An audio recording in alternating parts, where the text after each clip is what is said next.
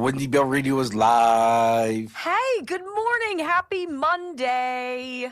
Did you see yesterday we were number 3 on the leaderboard? Was nobody else on? Wow. Noted. We were number 1 in Rumbles, though. No one gets fired the week of Christmas. Number 1 Rumble in your heart, right? Love it. What's going on, everybody? Hi. Let's see. Tatanka Dave. Tatanka. That's Buffalo in Yeah, Indian. that is apparently you've watched Dances with Wolves. Rosebud, hello. Hi, Griffin lady. Good to see you, Mama Well, I J. have to make references to things you've seen. Mama J4. There was a woman who just emailed me on our website, and she's like, I want you to know that I've loved your stuff, and I bought your early mug. She's like, I hand washed it and still the letter. And I was like, I know. We're rectifying that. I know. There's nobody more disappointed than we. So I'm going to give you an update. Guys, I told you yesterday on the Sunday show that I was really excited about kind of vetting this ivermectin possible sponsor. And I got to say, I don't feel comfortable about it. And so I'm going to scrap it. I'm going to throw away the potential to make some money here, but I just don't think it's the right fit.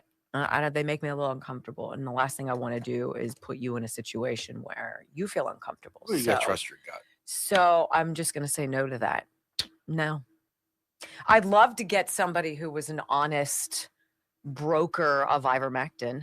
You know, I know the wellness company has it for like $3 a pill, but it's pennies on the dollar, to be honest with you. It's a pennies on the dollar kind of a thing.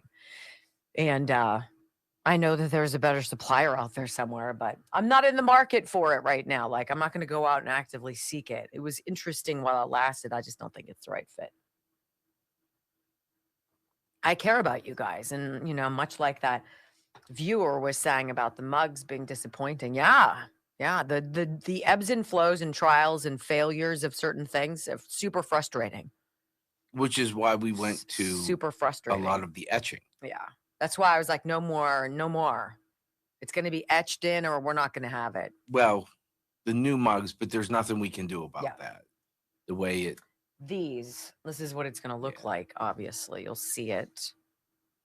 These are Gary Varvel prints, which I think will be lovely. And then Brock's North is still North is the right size font. This one is giant, but that's the one that it's going to be.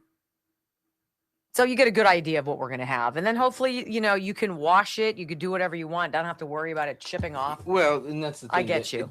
I'm sure you can put it in the dishwasher. Yeah, super frustrated. But it'll lose color probably over time, like most things. But you can definitely hand wash them and they'll stay. Yeah, that was aggravating. I'm with you 100%. Let's see what else is going on out there. Kenna Fowler, hello. How are you? Hi, connect the dots. Clover, good to see you, babe. Hi, Glow. What's going on, Black Dog? Hey, Fusco. I want one. Can't wait. What's going on, Amy Jean? They're being made as we speak. What's up, Heather from Renfrew? Good to see you, Heather. Hopefully Shelly's doing well. What's up, Spar? I so enjoyed the song An American Mom that our frequent flyer, Keith Sparmaney, had put out there with his friend Drew. It's super impressive. Yeah. I was like, oh my gosh. And I guess it drops tomorrow. Yeah. That's I will exciting. put the links up there tomorrow. I love that. I love that. I got to, Brock is supporting the Vols. Brock's hair is way too long. Which somehow is my fault. So I did not say that. Hey, Jen Gamboa. Good to see you. Hey. Hi, Cher. What's going on, Tiedman? Lock him up now. Good morning. What's up, Trey Holland? Short and salt. Nice to see you. I did not say that. Okay. So, I love you back, Freebird. Thank you so much. Hi, Shell. It's great to be with you. Hello, DSJCA, whatever that means. It's great to be with you. Our barrage. What, 2 more weeks of this time slot, January 5th, noon to 3.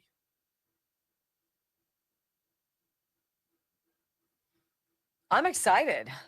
It's going to be a total change for us. It's going to be a huge change. It's going to be a huge change for our pets, Yeah. right? Because they're used to getting up at the crack of smack with us, right?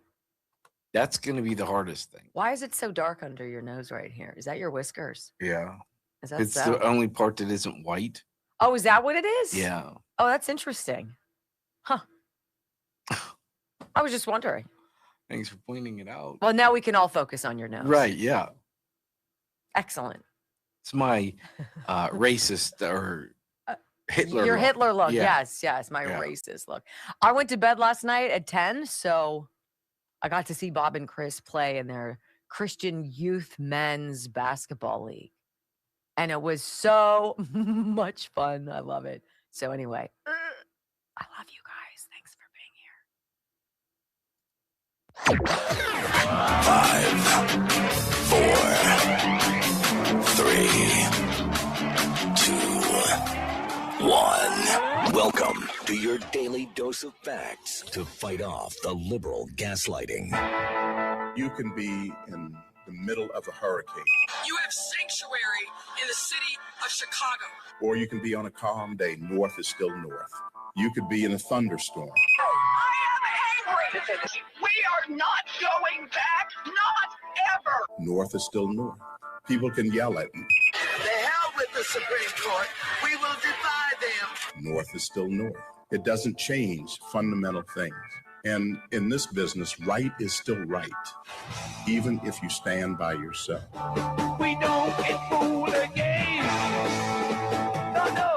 Live across the fruited plain and from sea to shining sea, we're converting the Marxist left 1 hour at a time on the WenDy Bell radio program.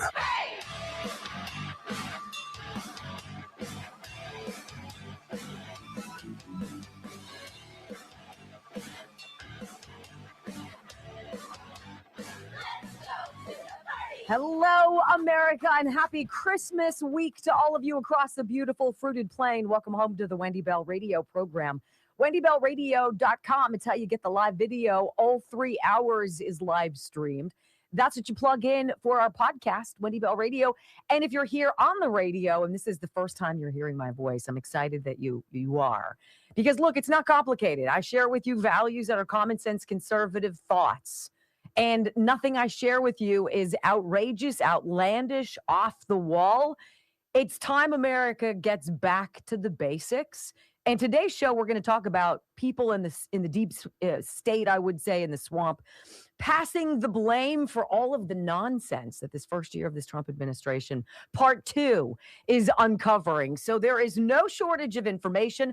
I will say for you, hour number 2 is going to be a good one, because we have former state senator from Minnesota and gubernatorial candidate in 26, Dr. Scott Jensen. So he's going to be on in the second hour. I hope you are here for that. If not, remember, WenDy Bell Radio, it's our podcast. Welcome home. I pledge allegiance to the flag of the United States of America and to the republic for which it stands, one nation, under God, indivisible, with liberty and justice for all. Amen. This whole lack of accountability thing is super frustrating. You know, and if I could teach a journalism like 101 class to corporate folk, if I could teach them one lesson about being called out in the media and having to manage the fallout of some kind of a scandal that the media catches wind of, the first thing to do, always tell the truth, tell it fast, tell it succinctly, be consistent, don't lie, admit if you made a mistake, because you know what? It's amazing. The American people are super understanding and forgiving. But when we sniff that you've been lying to us, when we get the vibe that you have been defrauding us, when we believe that we have given you our faith and our trust and you've trampled it, we're done. We're done. We're not going to buy your cars. We're not going to buy your beer. I'm not going to wear your shoes. I'm not going to watch your team. I'm not going to watch your show. And I'm sure as hell not going to tune into your 60 Minutes evening broadcast. 60 Minutes again in the news today, ladies and gentlemen. Why ever would it be? Well, apparently, the new muckety muck over at CBS, Bari Weiss, decided to pull the plug on I guess it was a pretty big piece on people being deported from the United States. Being deported, thinking they were going back home to Venezuela or Guatemala or Honduras or whatever, and finding themselves instead in El Salvador at CCOT. Of course, that is the maximum security prison that the president there, Nayib Bukele, who has done a magnificent job cleaning up crime, taking care of all the offenders on the streets, locking up the worst of the worst, and putting those that are not of that ilk into kind of a rehab where they give back to society, where they learn how to do things and they have actual skills. And then they go out as prisoners into the community in El Salvador and they do stuff. They fix stuff. They grow things. They manage things. They do construction work. They tend to the police officers' vehicles. They paint. They do electrical. They garden. They're cobblers. They leave prison having repaid some semblance of their debt to the people, and beautifully, they leave with a marketable skill so that there's something for them to do after they get set free. Well, this piece that was supposed to run last night got the yank with 2 hours before airtime because the new head honcho, Bari Weiss, who by no means is a conservative, right, said, you know what, there's some context missing here. This is one of those one-sided pieces, and you can't say we reached out to the White House or we tried to connect with the State Department or we asked Marco Rubio's people for comment or whatever, and we didn't get any answer, so we're really not going to provide their side of the story. She said, we're not going to do that. And this veteran reporter is losing her mind because she thinks she's actually important. You know, I want to know what happened to the media that made any of these people believe that they are above reproach, that they are above, I don't know, the word no. And I want to read you a little bit of this because it's the Daily Mail out of the UK. I subscribe to it because they do bust some things open. And this is one of those stories. Veteran 60 Minutes reporter hits out after Trump deportation story pulled. And I want to read some of this to you. This is where we've become in society, where there are some people who truly believe they are that important, that they don't have to give you both sides, that their truth is the truth, nothing but the truth. And if you don't sign up for it, so help you God. A veteran 60 Minutes correspondent has hit out at her new boss, Bari Weiss, for pulling her segment on the Trump administration's deportation of migrants to a notorious El Salvador prison just 2 hours before it was set to take air, right? Sharon Alfonsi, a reporter for the news magazine since 2015, accused the CBS News editor-in-chief of censoring her work and bowing to the Trump administration over her decision to suddenly scrap the segment. It was set to feature interviews with a group of Venezuelan men who thought they were being sent back to their home country, only to end up in the notorious CCOT prison, which they described as brutal and torturous. Well, newsflash, if you don't want to go to CCOT, don't break the law.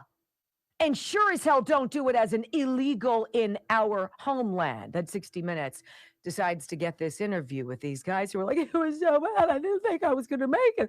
It was like the worst thing ever. Well, then, you know what? Who do you have to blame? Yourself, not the Trump administration, not the pilot on the plane who took you there. You. This whole idea of passing the blame, right? And then this reporter was like, they've ruined my story. And I'm like, pal, you play in a sandbox. It ain't yours. You don't own it. Somebody else does. You should probably get that straight. Bari Weiss, to her credit, said, you know what? It was really one-sided. There was no Trump administration official saying, look, these people came from the worst place ever. They were let out of prisons and insane asylums, and their leaders of their countries knew who they were and wanted to export them to America. Well, yeah, we got them, we found them, and we're boomeranging them back, but not to their homeland. These people are among the worst of the worst. They will be going to Sikhat.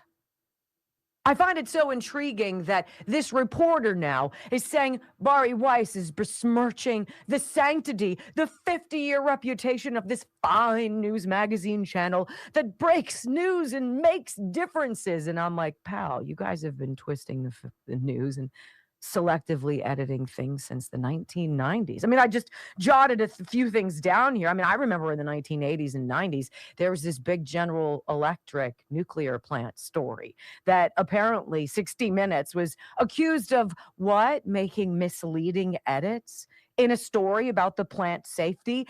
And that involved the FCC stepping in and punishing 60 Minutes and the people issuing a very rare on-air sorry retraction. Then there was, of course, the 2004 Bush and Gore editing scandal. Oh, another editing scandal. It seems like editing scandals seem to be pretty popular at 60 Minutes. This is the one that led to the end of Dan Rather with Rathergate, right? He had to basically resign in disgrace.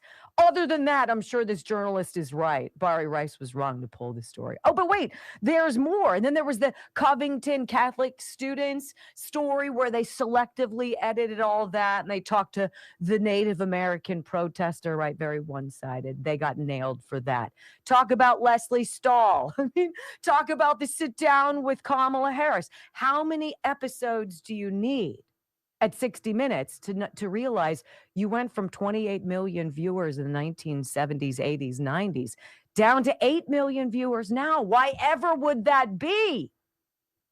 Because you pass the blame, because you do not learn, because people have turned you off. People do not find you credible anymore. We've moved on to other places that we trust far more than you. And that was part of the bing, bing, bing, bing, big reason Bari Weiss was brought in the first place. See, people who need to be victims can never be responsible. They can never take responsibility. This reporter could have said, you know what? I could see your point. I can add some more to it. We can beef this up. We can make this happen. But instead, she chose to run to the media and say the new boss is a Trump sympathizer. Ladies and gentlemen, this is a dangerous game. All America wants is the truth. And yes, we can handle the truth. Maybe, just maybe, 60 Minutes will wake up and start telling us it. When we come back on the WenDy Bell radio program, it kind of feels like Josh Shapiro is putting his toes in the water to run for president. Apparently, Pennsylvania's governor is all over some SNAP fraud in our Commonwealth. What? All of a sudden, we're finding money that's been misused. Curious, ain't it? The story next on the WenDy Bell Radio Network. And by the way, she's your boss. Shut up, right? I've had stories pulled at the last minute. It's infuriating. But your boss has a duty to the bottom line, to lawyers, and to the public. You are just hot and horny to get your story out. That's She's making herself the story. Thank you. Da da da da. There you go. Okay, so this is, I thought CB Distillery last week was a big deal, but I was wrong because it's even better this week. All right, I'm going to share these details with you right now. CB Distillery is having an end-of-year sale. Apparently, they're going to get rid of all of it. They're going to bring in new stuff, get rid of all the stuff they have on the shelves, and that means now is the time for you to cash in. This is save up to 50% off everything they have if you use the promo code RUMBLE.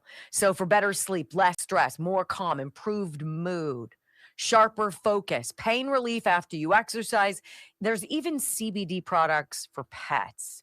CBD actually does what it says it's going to do. And we've known about it. I mean, shoot, humanity has known about it for thousands of years. You get to have it now up to 50% off. cbdistillery.com, the end of year sale.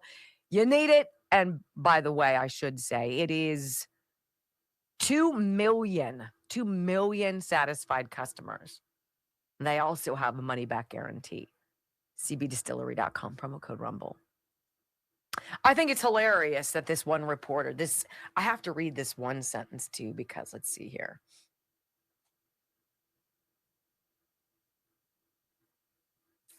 But deciding not to run this segment, the reporter Alfonsi argued, Bari Weiss is censoring her work.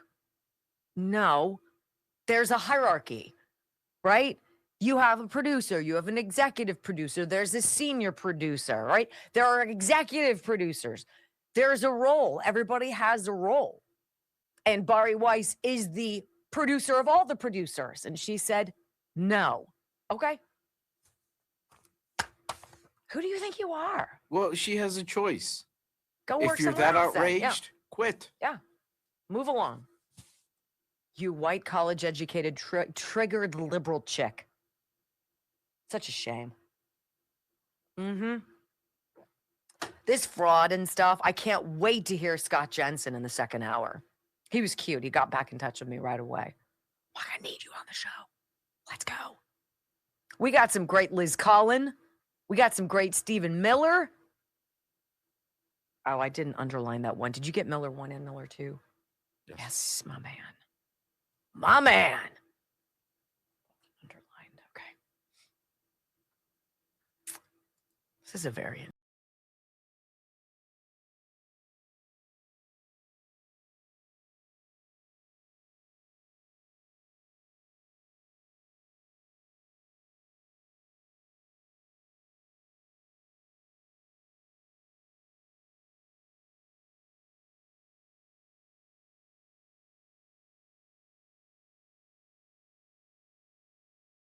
Hitting on this CBS 60-minute story. It's funny to me to watch people who truly believe they are all that realize finally that one, they're not in charge, and two, people aren't tuning in. Bari Weiss was hired there to save a failing product. Save it. Meltdown at CBS News, 60 Minutes dumps fawning illegal alien deportation segment at the last second. This is from Red State. I want to read you a couple of these paragraphs. We've reported extensively on the shenanigans at CBS News, the network that was forced to fork over $16 million in July to settle Trump's lawsuit concerning their deceptive editing of a Kamala Harris interview a month before the 2024 presidential election. Because, all that didn't work on the Democrats' favor, of course. Well, here's this side. Much drama ensued at the outlet as veteran diehards continue to insist that resisting Trump and spewing anti-American rhetoric was part of their job description. Give credit, however, to David Ellison, chairman of the CEO of Paramount, Skydance Corporation, who brought on independent journalist, former New York Times opinion editor, and nowadays free thinker Bari Weiss to oversee the hopelessly biased CBS team. This caused much consternation, of course, because the liberal media isn't used to being called out on the carpet or having to justify their excesses. Right? How is it possible that Bari Weiss is now the John Fetterman of media? She's the one person who's looking at this and is like, well, we've already been sued out the wazoo. Our viewership is in the toilet. That equals money from advertisers. We really don't want to get sued again. Maybe we should all be more keenly aware of the political nuance of the time and try harder not to suck. Right? Nonsense, says CBS News. The arrogance is truly amazing. As this is percolating over here, because that's a huge, huge story, it might not feel like it, but it represents to me a pendulum moving the other way. I'm paying attention in my neck of the woods, in the land before time, to what's happening in Pennsylvania, and all of a sudden, what? We're finding SNAP benefit fraud too? Shut up. Get out. You mean to tell me that these social services that are under the umbrella of welfare and Medicaid and you and I pay for it, it gets zapped out of our paycheck before we know it. There's rampant fraud, waste, and abuse probably across every state. So shocking. Let's tune in and hear what's going on in Pennsylvania as the governor, Josh Shapiro, who fancies himself presidential material, good luck, wants to kind of boast about, I'm all over it. I'm on it like white on rice. Okay, Joshy. 7 charged in $775,000 SNAP fraud scheme at a Pennsylvania convenience store. Like literally nowheresville, Pennsylvania. And we've lost $1 million because nobody's paying attention. A quick stop. Convenience store owner and 6 others in Steelton, Pennsylvania have been charged with accepting SNAP benefits despite being permanently banned from the program. Does this surprise anybody? No. See, because in Pennsylvania during COVID, the health department came out like the Gestapo and put out notices to cease and desist. Close your restaurants now. They threatened to take away the alcohol licensing and the occupancy permits and all sorts of other things that a business needs to stay afloat if these businesses, restaurants in Pennsylvania didn't shut down. But when it comes to some rando selling SNAP benefits or buying them from people and making a mint, where's the oversight? Oh, curious. Now that Minnesota is in the news, Josh Shapiro is like, you know what? I'm all about it. The Office of State Inspector General in the Dauphin County DA's office announced charges against 7 individuals involved in a sophisticated SNAP trafficking operation that illegally processed $750,000 in fraudulent transactions over 3 years. This is what the state inspector general says. Man, we were on it like white on rice. I mean, it took us several years. I mean, that's true. But when we got Scooby and Shaggy on the case, we cracked it. And my, let's give credit where credit is due. This investigation demonstrates Pennsylvania's commitment to rooting out fraud and protecting the integrity of programs designed to help our most vulnerable resident, said State Inspector General Michelle A. Henry. Under Governor Shapiro's leadership, right, we've aggressively pursued SNAP trafficking operations across the Commonwealth. We investigate, we prosecute, and we will continue holding accountable those who abuse these life-saving programs. Guys, it's everywhere. It's everywhere, every county, every program. And unless your state government is awake at the wheel, and I'm going to bet they're not, these stories are going to trickle out more and more as we inch closer to the midterms. This is going to be the story, not just affordability, but can you imagine how much more you could afford if people weren't robbing you blind? And the state's letting it happen. Well, when we come back on the Wendy Bell radio program, it's not all roses and figured out in Minnesota, my friends. From 1 billion to 9 billion to now tens of possible billions lost. Buckle up. I got it next. It's so discouraging. Under the leadership of Josh Shapiro, we've cracked the case. Now, they were booted from the program years ago, but they managed to get back into it and milk from it for 3 years. And it was only because of Tim Walz in Minnesota that they even started paying attention. Hey, Houston, I think maybe we should root out some fraud in our own area. It'll make us look good. Huh. But there's no fraud in the voter roll. That's 100% correct, Brock. Stop it with that. There's not one single person who's voting who shouldn't be voting. Right. Anyway, let's talk about, who do we want to talk about? The healthy, no, I want to talk about Blood Flow 7. This is as easy as anything I've ever done in my life to fundamentally change the energy level I have. Like many of you, I am known to burn it at both ends. And so at the end of a period of time, you can get dragged out, you can get sick, right?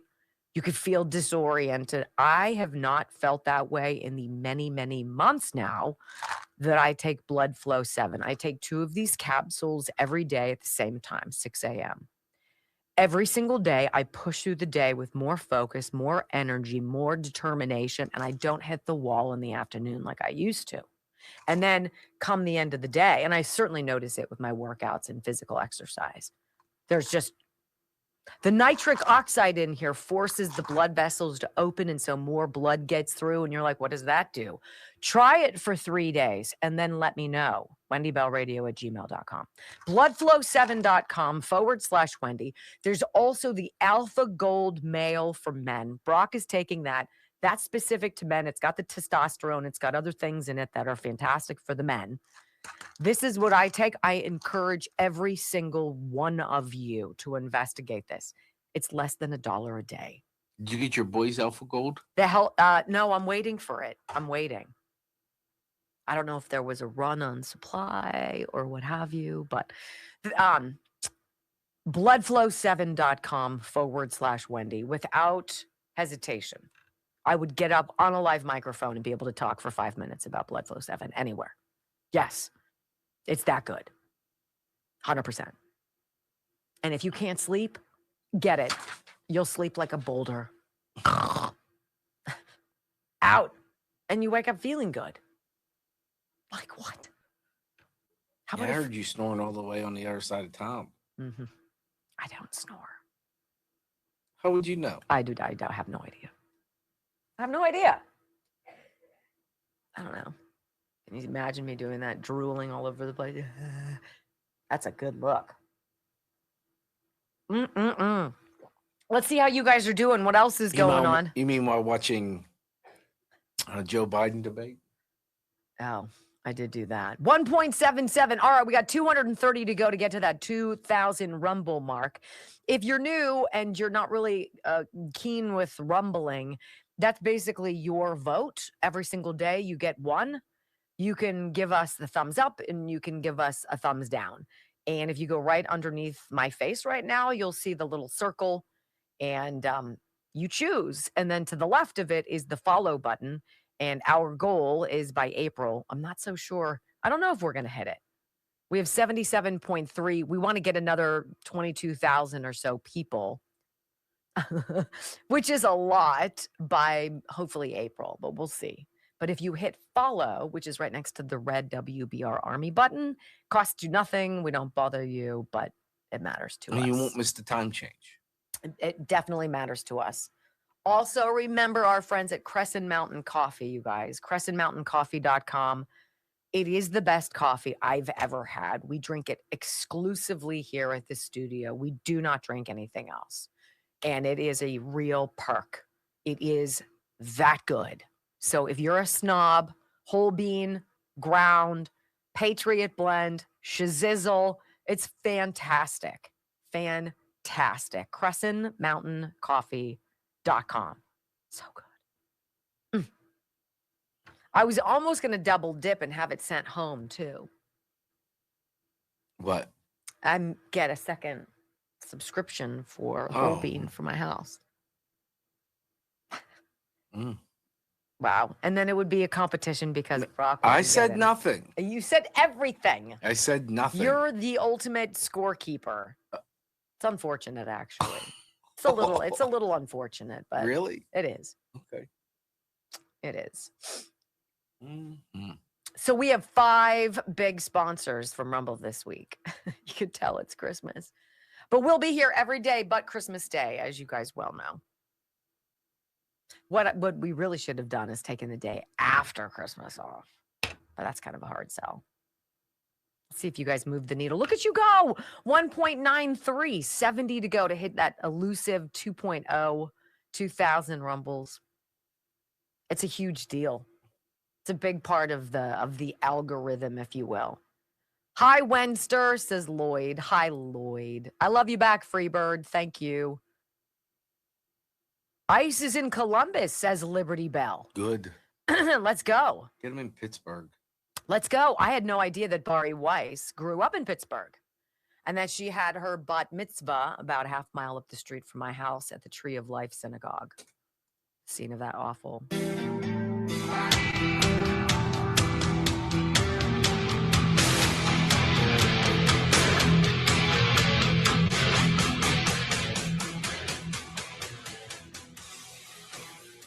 Welcome back to the WenDy Bell radio program. It seems every day that we turn the page of the calendar, there is a new revelation, an uptick in the amount of fraud, likely just in Minnesota.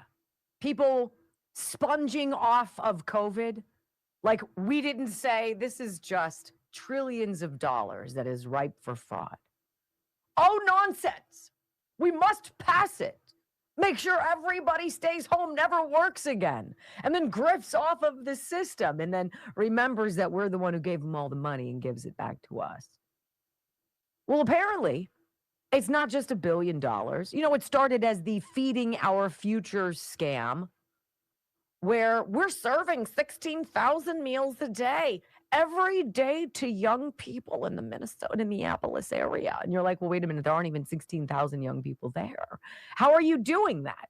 And in order to do that, you'd have to make like 750 meals an hour, 24 hours a day. Like, did nobody look at that and say, that's the dumbest thing I've heard lately? No, they didn't. They let it happen. Well, $250 million, $300 million in that program in terms of fraud is now ballooned to $1 billion, has ballooned to maybe as much as $9 billion, which could be tens of billions of dollars of fraud, waste, and abuse. And you're paying for it. You know, it kind of looks like we don't really have a national debt problem here in this country. We have a national fraud problem. That's what we have. So Governor Walz is now out questioning the $9 billion Medicaid fraud estimate. He wants to do a little fact checking on this. Really? This is rich. Let's read this together before we hear from Liz Collin, whose dogged research into the Minneapolis in particular fraud has been stunning. Governor Tim Walz said he would take accountability for fraud in Minnesota's Medicaid programs and would work to fix it. But took issue with estimates gauging the total loss to improper payments at around $9 billion. That's like saying I only punched her 5 times, not 8, right? Well, I mean, yes, I beat her, but not as much as you said I did. Oh, that makes it a lot easier and a lot better for us. Excellent job, Tim. The comments came Friday, a day after federal prosecutors announced a slate of additional charges tied to alleged widespread fraud in Minnesota's Medicaid programs, and suggested that at least half of the $18 billion spent in Minnesota since 2018 in 14 Medicaid programs viewed as high risk for abuse had been obtained by fraudulent means. This is what Tim Walz said. It's speculating, right? To extrapolate what that number is for sensationalism or to make statements about it, it doesn't really help us. It doesn't get us to where we need. I just need their help to prosecute this. What does he do? What is your job, Governor Walz? What is your job? You're going to take umbrage with a number. We take umbrage with it even being $1. You want to quibble over billions of dollars? Do you know how abjectly that makes you sound like an impotent failure? Well, we don't have to talk about the specifics of how much. I think that's probably too much, but I could really use some help with it. Really? Is that how it goes? Department of Human Services Deputy Commissioner and State Medicaid Director John Connolly said state officials think the amount of Medicaid money obtained through fraud is at the tens of millions of dollars. They're now trying to fact check and backpedal, not billions of dollars. Really? See, because that doesn't make it better. Saying that it's tens, hundreds of millions, right? That's still funny money to the rest of us who never had it because you made us pay and then you stole it and used it and let other people get away with it. So, nice backpedal, Tim, my man. I want you to hear Liz Collin. She's sitting down. I forget who she's with. I think maybe Bill Hemmer over at Fox. And she's like, look, the calls are growing louder and louder here in Minnesota, specifically in Minneapolis, for Tim Walz to resign after he shut down the very office whose job was to investigate fraud. Did you know that? Whistleblowers came forward. They're like, look, Governor Walz, we work for the very department that keeps track of this, and there's problems. And so what was his response? Not like, let's investigate right away, but rather, we're going to shut down the department that does the investigating because that makes sense. Here's Liz Collin. You know, it's interesting. He's made quite a few maneuvers that are questionable, I would say, over these last years. Now appointing, I should say, a fraud czar. But he closed at the statewide level an office that investigated fraud for many years. There are questions about that. This has only renewed the call for Governor Tim Walz to resign. He is currently running for a third term as governor, but this has really ramped up under his watch the last 7 years, all of this fraud exploding onto the national scene. I think it's 5 or 6 federal investigations that have now been announced in Minnesota from SNAP or welfare fraud. The state doesn't want to give that over. Our voter rolls, Minnesota doesn't want to hand that over to the feds. Illegal immigrants having commercial driver's licenses here.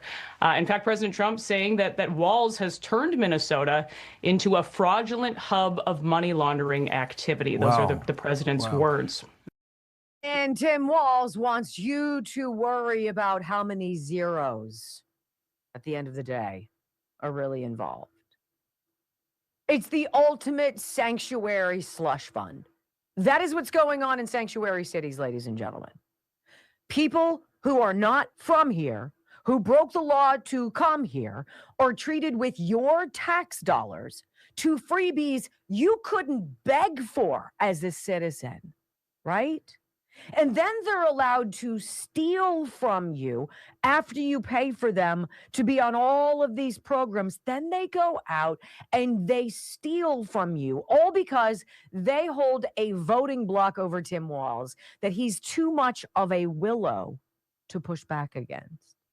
Got it. Well, it was curious because it didn't take long for Stephen Miller to call the spade a spade. Here he is with Jesse Waters, the Deputy White House Chief of Staff. Stephen Miller, national treasure. First of all, regarding the situation in Minnesota, and by the way, not just Minnesota, we have Somali refugees that were dumped here by Democrats in Ohio and Massachusetts. Let me just say, we should not be shocked when you import a population whose primary occupation is pirate, that they are going to come here and steal everything we have.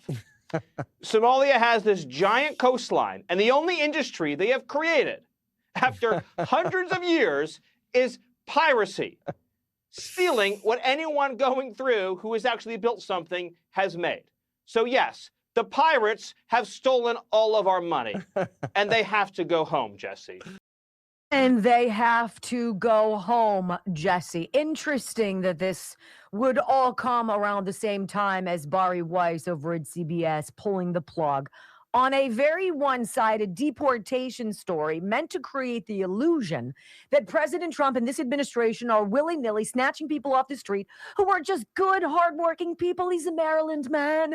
He's a loving father. He's a doting spouse. Don't take him away, no. And then, I went to CCOT and it was torture. Well, hell yeah, it was torture. Why did you get sent there? Bari Weiss is like, there's a lot more to this story than the CBS reporter is letting on. Now, Stephen Miller continues. He's like, these Somalis in Minnesota have stolen more from America than their entire country makes in a year. Just think about that. So he's presided over, this corrupt, incompetent loser has presided over the largest theft of American taxpayer dollars in history. It's never been equaled before. The amount of money that's been stolen is larger than the entire GDP of Somalia. In other words, the Somalians they brought here have thefted more than all the Somalians in Somalia have ever created for themselves in all the time that has existed up until now. So there needs to be a lot of people going to jail. And I can promise you the Department of Justice is launching an investigation that is commensurate in force and in purpose with the scope, scale, size, and magnitude of this controversy. Tim Walz is a stone cold loser. Yes, indeed. How to be a liberal 101. Always be the victim. Even when you're the one who's the perpetrator, you're the one who's the overseer of fraud and you get blown in by it.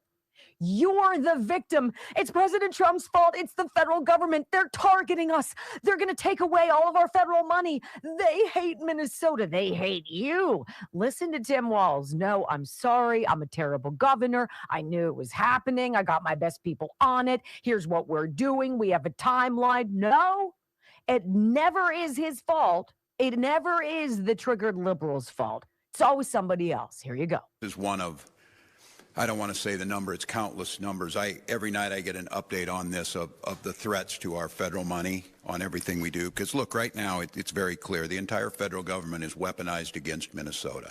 And the issues of things that should be states' rights, states to control, they're threatening us with this. And this is what happens when you have a floundering presidency and it is about those ballrooms and everything else. Now we're back on transgender folks. And these are healthcare providers providing the best guidance to parents and children to get their care. So we're assessing what it means.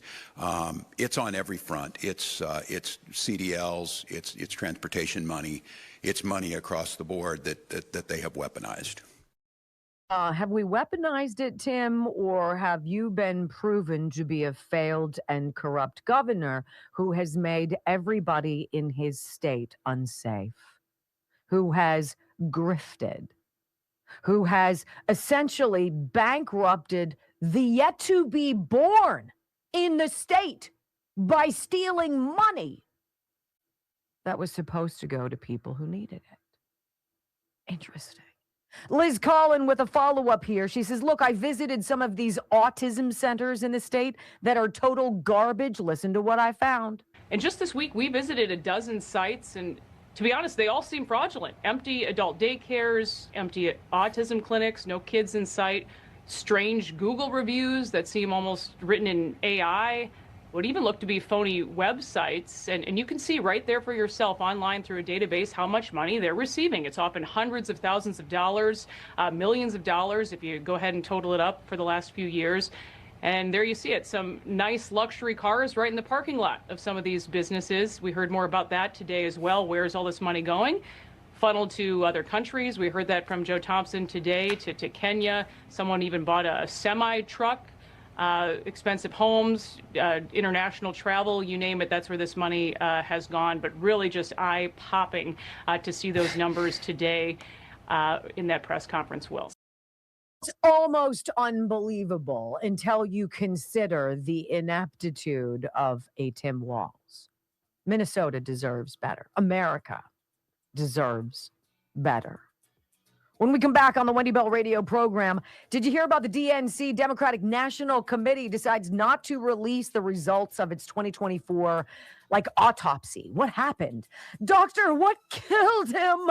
Well, we suck, but that's not what they want you to know. Controversy and a CNN panel, very interesting. Next on the WenDy Bell Radio Network.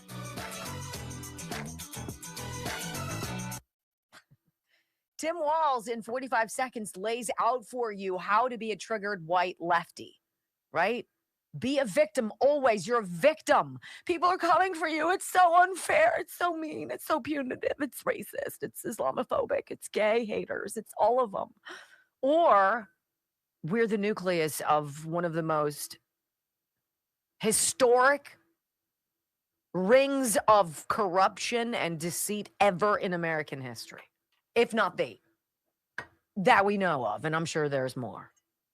What do you think all the grift was with the green climate nonsense, right? Where did all the billions of dollars for those charging stations go? Right? I mean, they made like 4 of them. Where did all of the money go? Who got those bids? So much to consider. That's why we're going to have Scott Jensen on, Dr. Jensen, who has just been, he's been great, you know? They did to him what they did to Doug Mastriano, essentially. Point him, paint him to be some, Radical. Some radical anti-abortion. Governors don't make laws about abortion. That's not how it works. Like, you can be a pro-life governor and preside over a state that chooses to be pro-choice. You can actually have that happen because the governor doesn't wield universal power. Kansas. Yeah. Prime example. Mm-hmm. That's exactly right. All right, I already talked about CB. Let me tell you guys about Dr. Richard Rafferty and the Disc Institute of Pittsburgh, because it is, it's not magic. It is science. It is amazing when you consider going from the worst pain of your life, fast forward to 2.5 months, pain is gone. And you have full control over everything you want to do again without being in pain. So can't get out of bed and bend down and put on socks because your back hurts so much because you have bulging or herniated discs that have bone on bones grinding, nerves pinching, right? Day 1 is there. End of his treatment, you walk out pain-free, never to feel pain again. I love it. That's what he does. It's what he's done for years. That's what he does that works.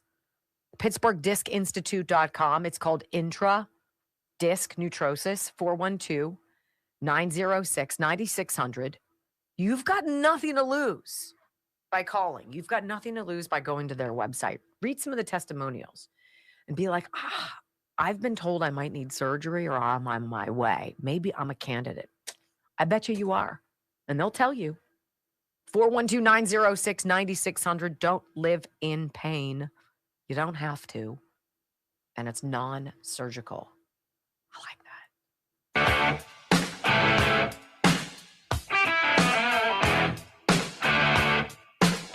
Welcome back to the WenDy Bell radio program. DNC under fire for hiding autopsy report on the 2024 election. That's the headline from Axios today. This is obviously not a conservative website, but this is what they're saying. Democratic officials and strategists blasted the Democratic National Committee for withholding its autopsy of the party's loss in the 2024 presidential election, despite repeatedly pledging to release it. Now, I really wonder how many millions of dollars these morons spent for a simple answer I could give them again and again and again. And I could do it for free, right? People don't trust you anymore. You have lousy leaders. You don't represent the people who vote for you. You didn't allow people who wanted to primary and voted Joe Biden and not Kamala Harris. You completely disregarded what they thought. You blew $1.4 billion bringing in Hollywood stars, rock personalities, pop culture folks. And you failed to listen to the basic common sense of the American electorate, right? Other than that, I can't imagine why you lost. So the DNC's like, wow, this is not a very good report. Several Democrats, including many advising possible 2028 presidential candidates, said burying the report unfairly helps former Vice President Harris if she runs again. Oh, please, God. Oh, please, God, make it be. Kamala Harris certainly benefits from not having an open discussion about the 2024 campaign, said Senator Bernie Sanders, presidential campaign manager from 2016, and a top advisor who's a frequent critic of the DNC. Of course, then there's the chief of staff to AOC, a potential 2028 presidential. Oh, please, God, please let her run, please, right? And then you've got other people. DNC Chief Ken Martin, who launched the autopsy effort earlier this year, said in a statement, "Here's our North Star. Does this help us win? If the answer is no, it's a distraction from the core mission. The code there is whatever they learned was so freaking blisteringly horrible, they couldn't possibly release it to the American people. Nothing says transparency quite like that. Well, there's a whole conversation about it on the CNN panel. And sitting there next to Bakari Sellers, who is a, big mouthpiece for Joe Biden, is none other than Scott Jennings, right? And he has the greatest line of all lines at the end. But they're talking about the decision of the administration, or the DNC, to sit on this report to show why they lost. Everybody knows why they lost. You have failed policies. You had failed people. You had a failed 2020 election. You installed somebody who didn't actually win. People know that. They don't like that. That is a threat to democracy, and they don't want you back.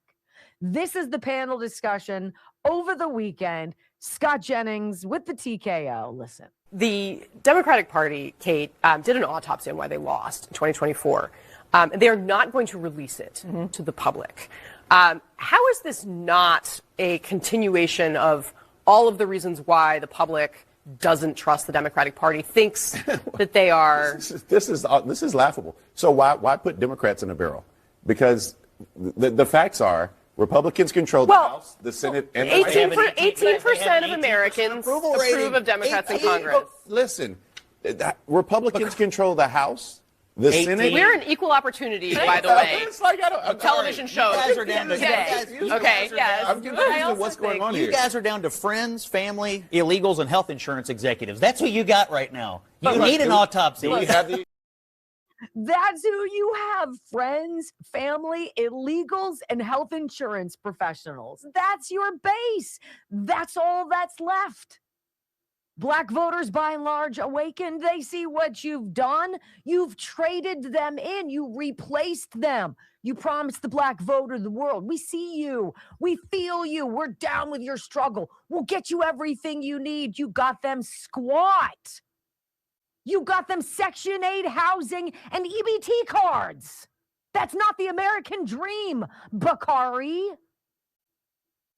Give us a break. You've got nobody left. And you damn well better be afraid. Look, is this going to be a rosy picture coming up for the midterms? No. But did you go out and fill up your car over the weekend? Did you go out and buy any groceries over the weekend? Because I did. I haven't seen eggs, which is a small barometer of economic well-being in this country, under $2 a dozen in forever. I filled up my car, which has a 17-gallon tank, for under $50. When was the last time that happened? In 1 year. You've got a Trump administration that is not only exposing the seeping wounds of fraud, corruption, and abuse, a lot of it at the hands of the Democrats. They're making immediate changes. They're taking swift action. They're promised on the deliverables. Their promises are coming through. And the Democrats hide the truth. You can't handle the truth, they think. No, they can't handle the truth. When we come back on the WenDy Bell Radio Network, ladies and gentlemen, when the current government has to sue the previous government over voter registration data, you know you're swimming in the swamp. The DOJ, the lawsuits that just dropped, and the states that better be worried. Next on the WenDy Bell Radio Network.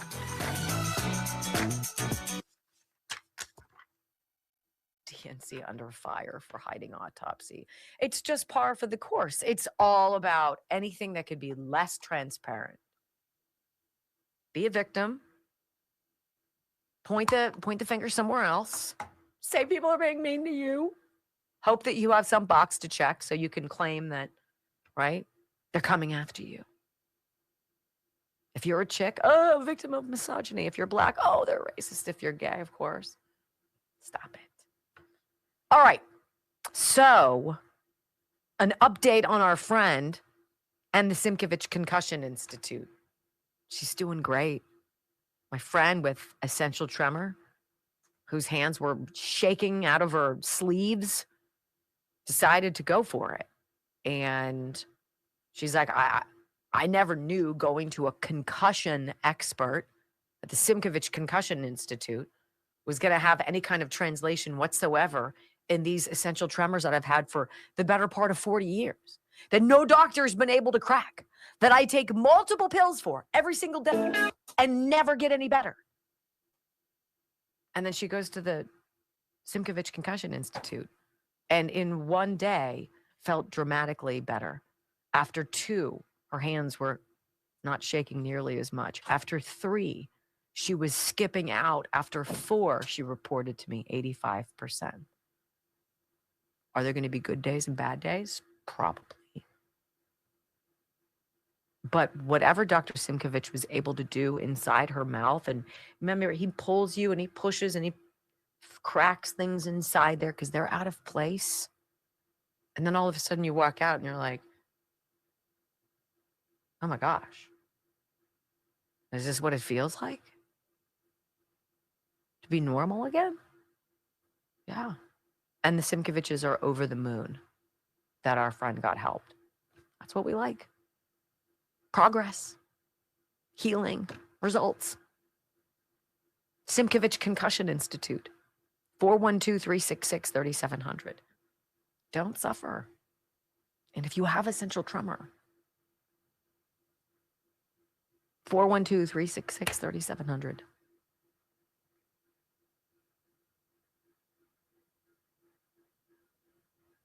Let's see what you guys are talking about. Hey, Ken's watching.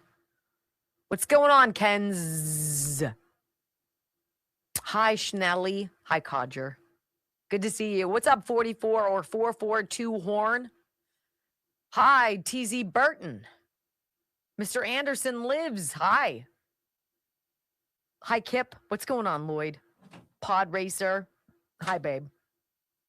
Yeah, $2.89 a gallon for gas. Yes. Irish Trish, 100%. Like, you don't think that's going to have a lasting impact on people? Then you start bringing down the cost of rent. You start deporting all of these people who shouldn't be here. And then lo and behold, you have jobs that open up, wages that have to be a certain degree. You can't be paying $4 an hour, not like the I pay Brock. Like, that's just slave labor. Well, not just that. You're not going to keep employees. You're not. They're going to go somewhere else that they're going to get paid more. So what do you have? You have a housing crisis. Now you get 650 or 690 deportations under the Trump administration, plus 1.9 million self-deportations. You have 2.5 million of the 25 million imported under Joe Biden, bounced in year number 1. What happens next year? You know, housing has to become available. And with less demand, the prices will drop. Has to. It's already dropped. Because they want to fill it. Got to fill it. Even you paying half is half more than they were going to get with nothing. Right? So I think it's going to be I think next year, I think that's why a lot of the projections by Kevin Hassett and these other fellows like Besant at Treasury, they're like, we've put together the pieces of the puzzle that all come together next year, triggered with the tax cuts. Well, think about your food prices are going to go down. It's going to be cheaper to ship them. You know, and most of our food shipped through trains and trucks. And then you're going to get rid of all these guys who should not have commercial driver's licenses, who are driving around with freaking missiles, you know? And Tim Walz is upset that the Trump administration wants proof of who's driving, who's gotten those licenses, the CDLs in Minnesota. And that's like some kind of an assault on Minnesota, or just prove to us that you're not just willy-nilly handing these things out. Well, you can't. And how many people? Got it. You're on the highway now and you see a truck and you question. I sketch every single time. I get around them every single time. And I feel bad because I'm trucker profiling. Right? Well, I want to see the redneck with the freaking ball cap with a cigarette driving down the road. That's who I want to see. I don't want to see some guy with a turban. You know, sorry, is that racially profiling? I don't care. I don't care. Deservedly so. Deservedly. That's not my fault. You idiots did that, not me. So now we question everything. Oh. Right? It's so preposterous. Lloyd gets called out twice in one day. Well, now it's thrice, Lloyd. Hi, Demots. What's going on, Kip? Hi, what is that? Bass Spook? Hello. Hi, Rum. What's up, Itchy? Let's go. What's up, Itchy McGroin? Yeah, we need some serious. Where are we? 239. Woof. Can we at least get to 25? 110. It's a minute Well, open. setting the bar low today. I know. Well, it's Christmas week. And I'm grateful for you. Every single one of you. I love Yogi. Hi. Yeah, we got to figure out what we're going to do the day after Christmas. It's going to be rough. Yeah, there's not going to be any news. I'll find it. Don't you worry. Oh, good. Somebody in my house will poo in my mouth at Christmas and ruin it. I'm sure we'll have personal stories to share. I'm just from experience. Spitballing. Come on, let's go to 25. You know I want more than that, but 50 to go. Let's go. Come on. $40 to fill up this morning. Right? Beautiful. BEA beautiful. 5, 4, 3, 2, 1. Wendy Bell, America's anchor mom, fighting for America 1 hour at a time. Welcome to the family. We're going to win so much. We're going to win at every level. We're going to win economically. We're going to win with the economy. We're going to win with military. We're going to win with healthcare and for our veterans. We're going to win with every single facet. We're going to win so much, you may even get tired of winning. And you'll say, please, please, it's too much winning. We can't take it anymore. Mr. President, it's too much. And I'll say, no, it isn't. We have to keep winning. We have to win more.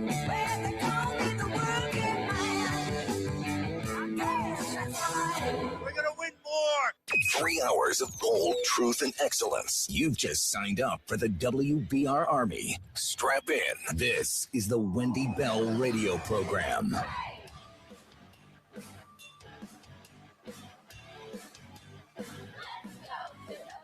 Welcome back. Hour number 2 of the Wendy Bell radio program is live. I think what we're seeing is there is a disturbance in the force. There are rumblings in Congress on Capitol Hill that this actually might be the turning point. This might actually be the time in which the swamp is successfully drained. And we're getting people who are bouncing out of service. I found it interesting over the weekend that Republican Wyoming Senator Cynthia Lummis decided not to run for re-election. She's like, look, I'm 71. I don't want to do it anymore. It is not a game I want to play anymore. It's gotten to be something beyond that, which I thought was interesting. And then you've got Lee Stefanik running for governor against Kathy Hochul, running in New York, right?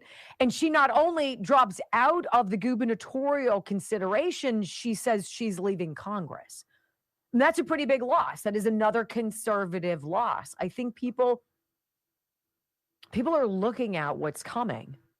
And what's coming out, the disgusting airing of the dirty laundry of just how gross and disgusting Capitol Hill and all of its auspices are. I think we're going to see a lot of changeover, Democrat and Republican. Again, I think term limits is the only answer. And until we have a serious conversation about that, I don't think anything's going to get better.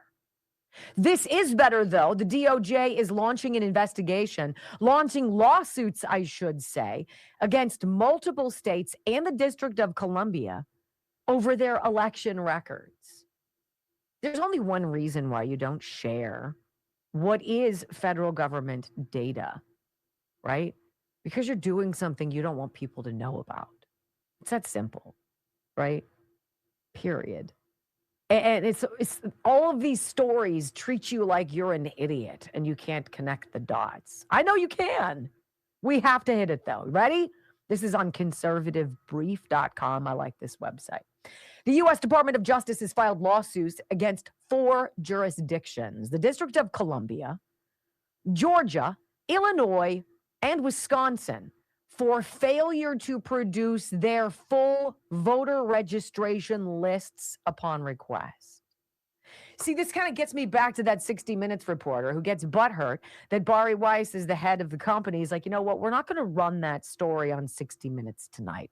We're going to do something else. And the reporter's like, do you know who I am? And it's like, well, you're an employee. And you should probably remember that. And by the way, 60 Minutes sucks, and everybody knows that. So you're fighting a losing battle to begin with.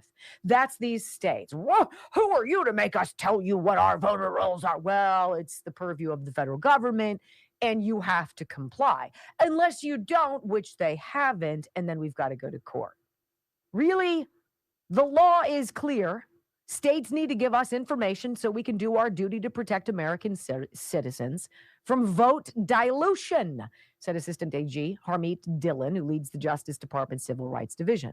Today's filings show that regardless of which party is in charge of a particular state, the DOJ will firmly stand on the side of election integrity and transparency. If you're a Democrat, are you cool with Democrats cheating to win?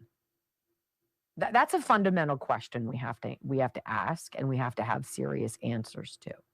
Because as a conservative, though I support President Trump, I would not have supported President Trump if there had been cheating involved to get him across the finish line. I'm not that horny to win that I'd say, you know what? At all costs, it's threats to democracy. The state of the republic is at stake, right? No, that's not what we do in this country. You have a vote, 1 vote per person. It is part of your rights here as a citizen. And they want to steal them from you. They want to bring in these other people to vote on your behalf and to negate your vote, to install the government that, of course, will keep them grifting and protected in perpetuity. And then the cycle just repeats itself. The lawsuits come on the heels of damning revelations about Georgia's largest county. Election integrity researcher David Cross uncovered what he described as systemic non-compliance after paying nearly $16,000 for Fulton County's 2020 election records. Cross told the Georgia State Election Board that 134 tabulator tapes representing roughly 315,000 early votes were missing required poll worker signatures. Now, it's not like they just forgot. Nobody even cared. Nobody looked. Nobody was at all worried. It was crazy. Trump was right to call Secretary of State Brad Raffensperger a Republican and say, Brad, Joe Biden, you're meaning to tell me, wins this with less than 12,000 votes? And you know as well as I, it was all funny business. Because no tape was ever legally certified, Fulton County had no lawful authority to certify its advanced voting results to the Secretary of State. And yet it did, said this Cross guy who spent $16K of his own money to buy the tabulators. He said Secretary Raffensperger accepted and folded those uncertified numbers into Georgia's official total. But the irregularities didn't end there, you guys. Cross's review also revealed duplicate scanner serial numbers, mismatched memory cards, and precincts reporting operating hours as late as 2:09 a.m. Really? These findings corroborated a 2024 reprimand by Georgia's State Election Board, which determined Fulton County had double counted at least 3,000 ballots. Interesting, though, that was below the threshold that Joe Biden allegedly won. Don't give us some mealy-mouthed, namby-pamby slap on the wrist. Yeah, we probably could have done it better, because what you did was you stole a presidential election. You allowed it to happen. And Trump was keenly aware of that fact when he called Brad Raffensperger. Let's remind ourselves of what the president said. Here's that audio. In Fulton, where they dumped ballots, you will find that you have many that aren't even signed, and you have many that are forgeries. Okay? You know that. You know that. You have no doubt about that.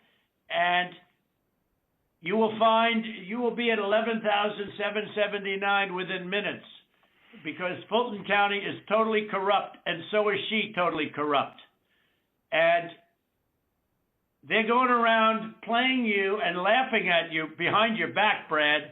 Whether you know it or not, they're laughing at you. And you've taken a state that's a Republican state, and you've made it almost impossible for a Republican to win because of cheating, because they cheated like nobody's ever cheated before.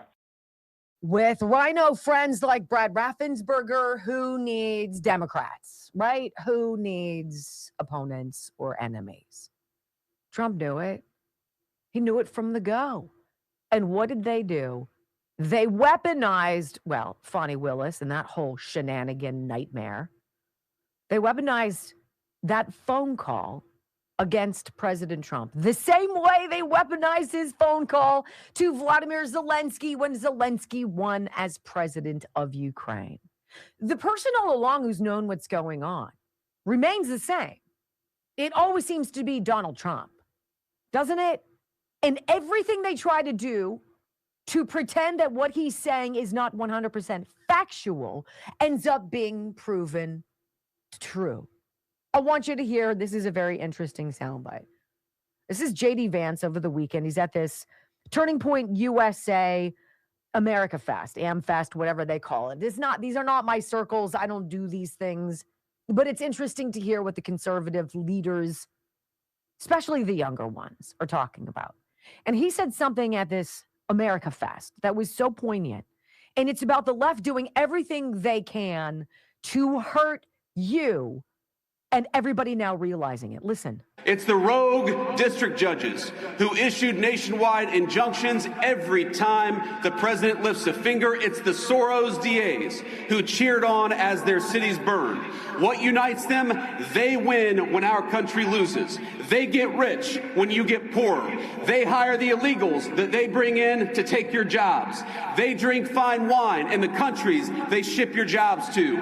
They censor you because they'd rather destroy the Constitution than risk losing an argument. They bring in millions of voters because they know they can't win the argument with the people who are already here. And you know what else unites them? We are going to kick their ass next November and every year after that.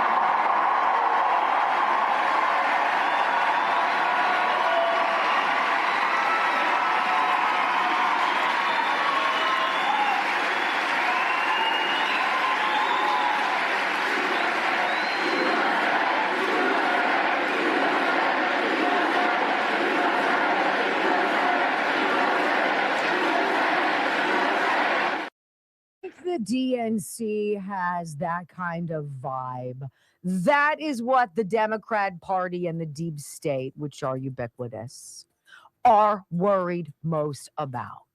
That's what's next. When we come back on the Wendy Bell radio program, I know Carl DeMaio. He's a Reform California advocate. He's been a frequent flyer on my Newsmax program on the weekends, Common Sense.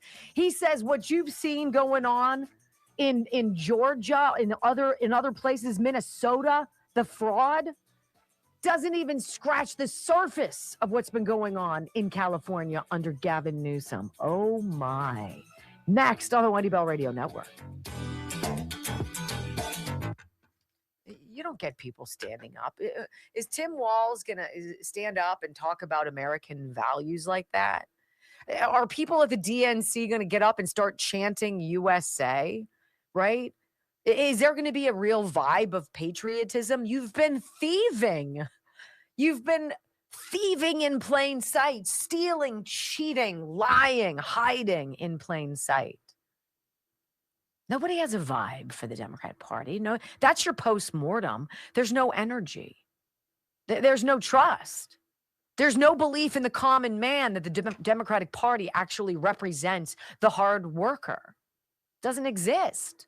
To J.D. Vance's point, they're out there drinking their fine wine, laughing at your struggles, cashing it in. Huh. No wonder Ken Martin doesn't want to release the postmortem results. Would you want them seen?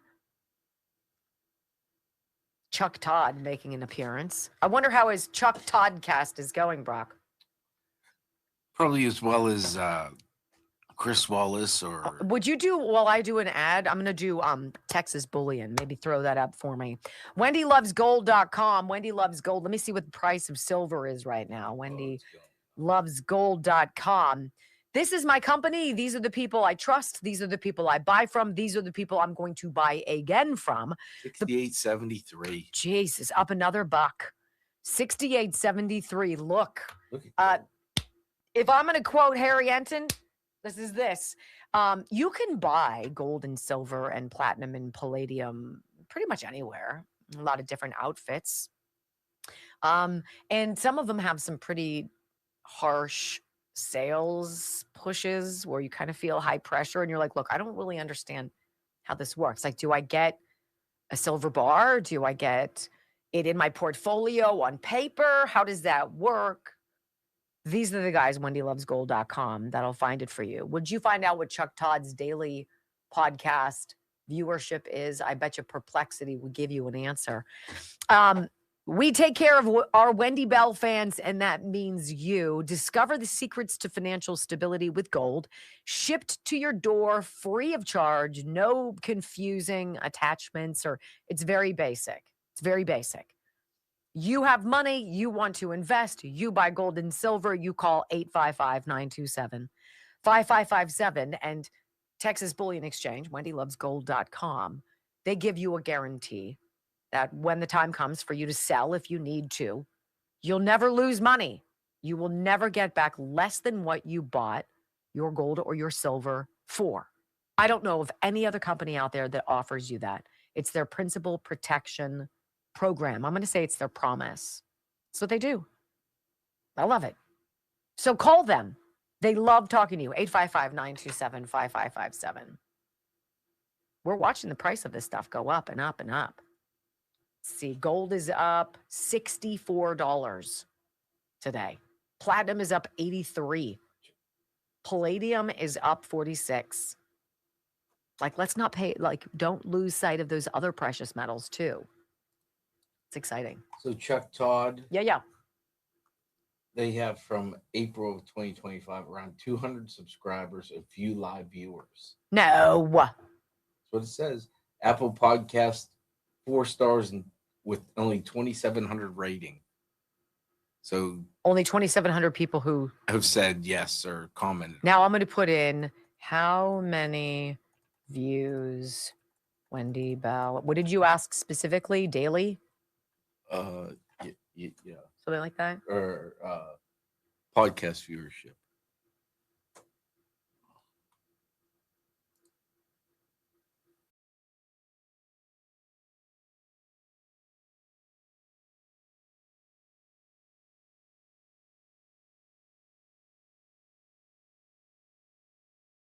This unraveling, this this cracking of this lacquer coating around the sock. It's really quite fascinating because it seems like the same people are at the nucleus of all of these various operations, whether it's election fraud, right? Stealing your county, stealing a race from anybody, let alone a presidency it's just so bold and brazen. It's like that hack 60 Minutes reporter being butthurt that Bari Weiss pulled her story about the deportees going to CCOT in El Salvador, right? And being like, we just thought it was so bad. I just couldn't believe. There's an easy way to fix these problems. Don't be a dirtbag criminal. Don't break the law. Don't come into our country and break the law. And you don't get bounced and sent to CCOT. Right? And so this journalist at 60 Minutes, who's all upset because Bari Weiss pulled her story yesterday and put in something else quickly at the last minute, doesn't seem to realize, right? We're on to your brazen one-sided corruption. Whether it's Fulton County, Georgia, lo and behold, we don't have enough votes. Well, we have 315,000 votes that were never really signature verified. How do you then give the county, the state to Joe Biden? You don't, unless you're corrupt. How do you have such demonstrable fraud in Minnesota? Also in Ohio and other places, Massachusetts. How do you have such abject, in-your-face, outlandish figure fraud, flamboyant fraud, and let it happen? Easy, you're corrupt. It's not complicated. I want you to hear Carl DeMaio. He is the California government reform advocate. Love this guy. He says, look, California's fraud under Gavin Newsom is so much worse. It makes Tim Walz's Minnesota look like amateur hour. Listen to this. If you thought that Minnesota Governor Tim Walz had a real bad problem with welfare fraud in his state, Gavin Newsom's saying, hold my beer, buddy. Newsom's welfare fraud is exponentially worse than Tim Walz's, but the liberal media nationally, they're not paying attention. They're not holding him accountable. There's almost no discussion of it. Newsom allowed $30 billion in fraudulent welfare payments to be issued by the unemployment agency, and now small businesses in California have to pay off all of that debt through higher payroll taxes. No coverage of that scandal. And it is much worse than what happened with Tim Walz in Minnesota. Walz is accused of allowing $250 million of food stamp fraud to occur to Somali organizations. And Newsom is sitting here with multi-billion dollars worth of food stamp fraud. His food stamp fraud rate is 13.4%. That's 3 out of every 20 benefits managed by Newsom's administration for food stamps, completely fraudulent. And when it comes to funding left-wing organizations like the Somali community in Minnesota, California is funding all sorts of left-wing NGOs. And a lot of those NGOs are using taxpayer money for politics. The liberal media isn't covering any of this. But now you know. Huh. And so when you listen to Chuck Todd, former Meet the Press host, who now has his own podcast and like 7 people are watching it, he's on Newsmax, and Newsmax is asking him basically, what's going on with this cratering of belief in, faith in, approval of the Democrats and the media. Listen to what he says about the media fallout. Go ahead. You know, kind of looking back now, any regrets that you sense over how some of those stories were handled over these last number of years by the press? Well, I think the short answer is yes. And I think, look, I could argue we haven't had reliable political leadership. You know, one of the things that I like to remind people is one of the reasons I think trust in media has fallen to so low is remember what the media is. It's a reflection of, I always say I'm as good as the sources I have, not necessarily the sources I want at times, to borrow a phrase from the late Donald Rumsfeld, meaning if you're getting untrustworthy sources, you may be reporting untrustworthy information, right? You get my drift here. And so I think that the collapse of trust in overall institutions, the media in some ways is a reflection of that distrust. And so that we may be reporting what the quote unquote experts tell us, but if the public doesn't trust those experts, and then we in the media are quoting those experts, they don't trust us too. It's sort of across the board. And what you have now, I would argue, Tom, is essentially the left doesn't trust the media now, and the right doesn't trust the media. We are in this siloed world. I put the blame on big tech and algorithms that sort of, I think, make it too easy for too many people to live in a bubble, a filter bubble. And I do think in some ways there's too many people. I always say we have too many journalists in Washington and New York and not enough everywhere else. Wow. Dr. Scott Jensen, former Minnesota State Senator, gubernatorial candidate, up next.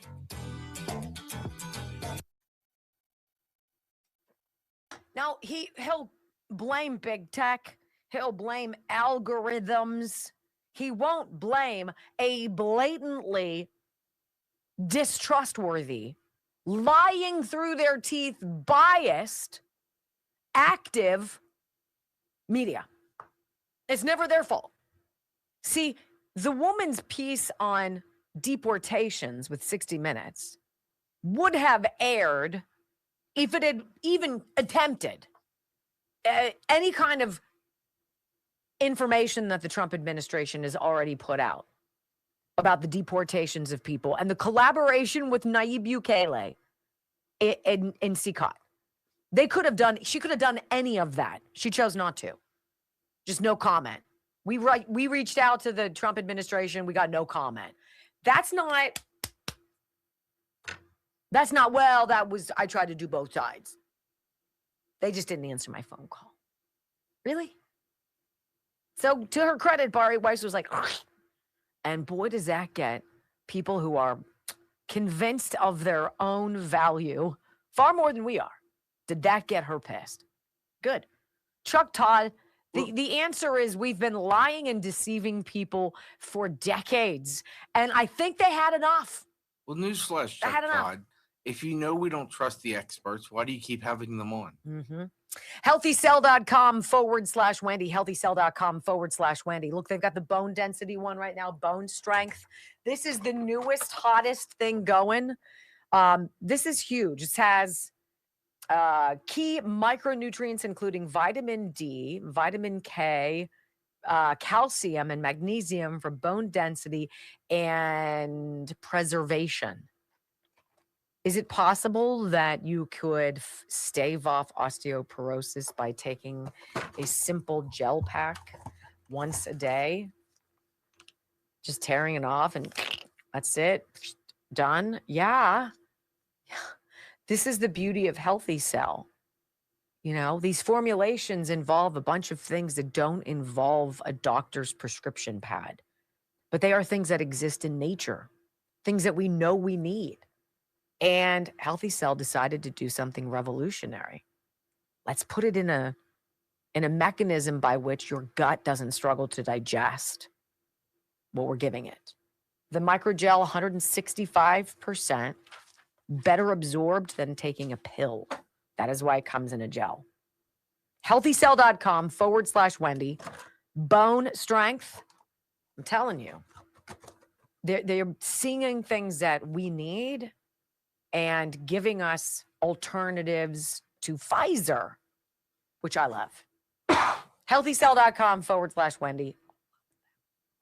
Love them. Dr. Scott Jensen. I love this guy. I think he's great. He's great. He's strong, focused, and they gunned for him during COVID. Remember that? Makes you go, Hi, Dr. Jensen. This is Bart from WenDy Radio. How are you?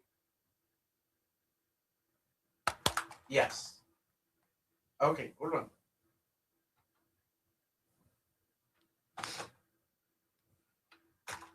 I love when people just answer the phone and they're ready to go.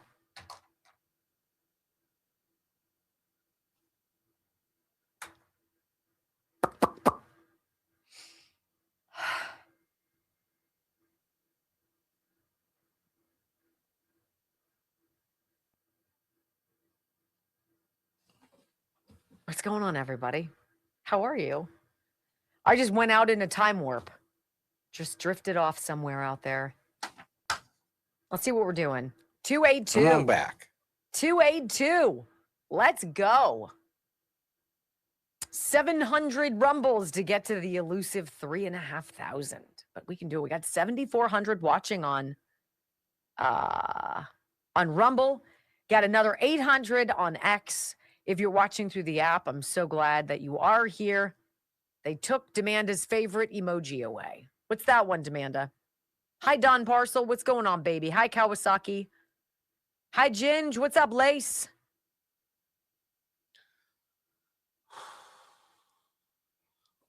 Gunnery Sergeant Brockman. Hello.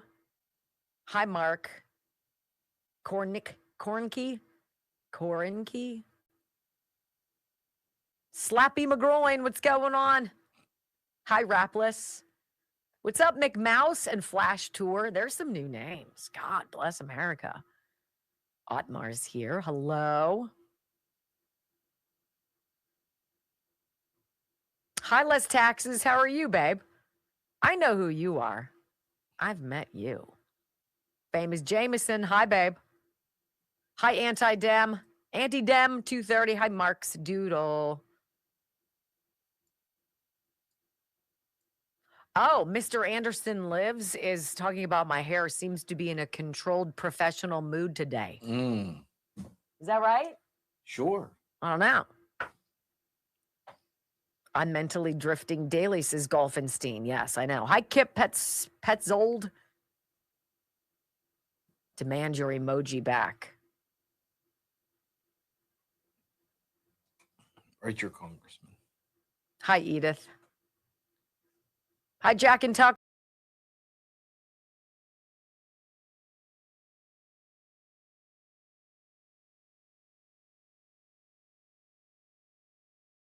Speak with a voice of calm and reason and actual science was Dr. Scott Jensen.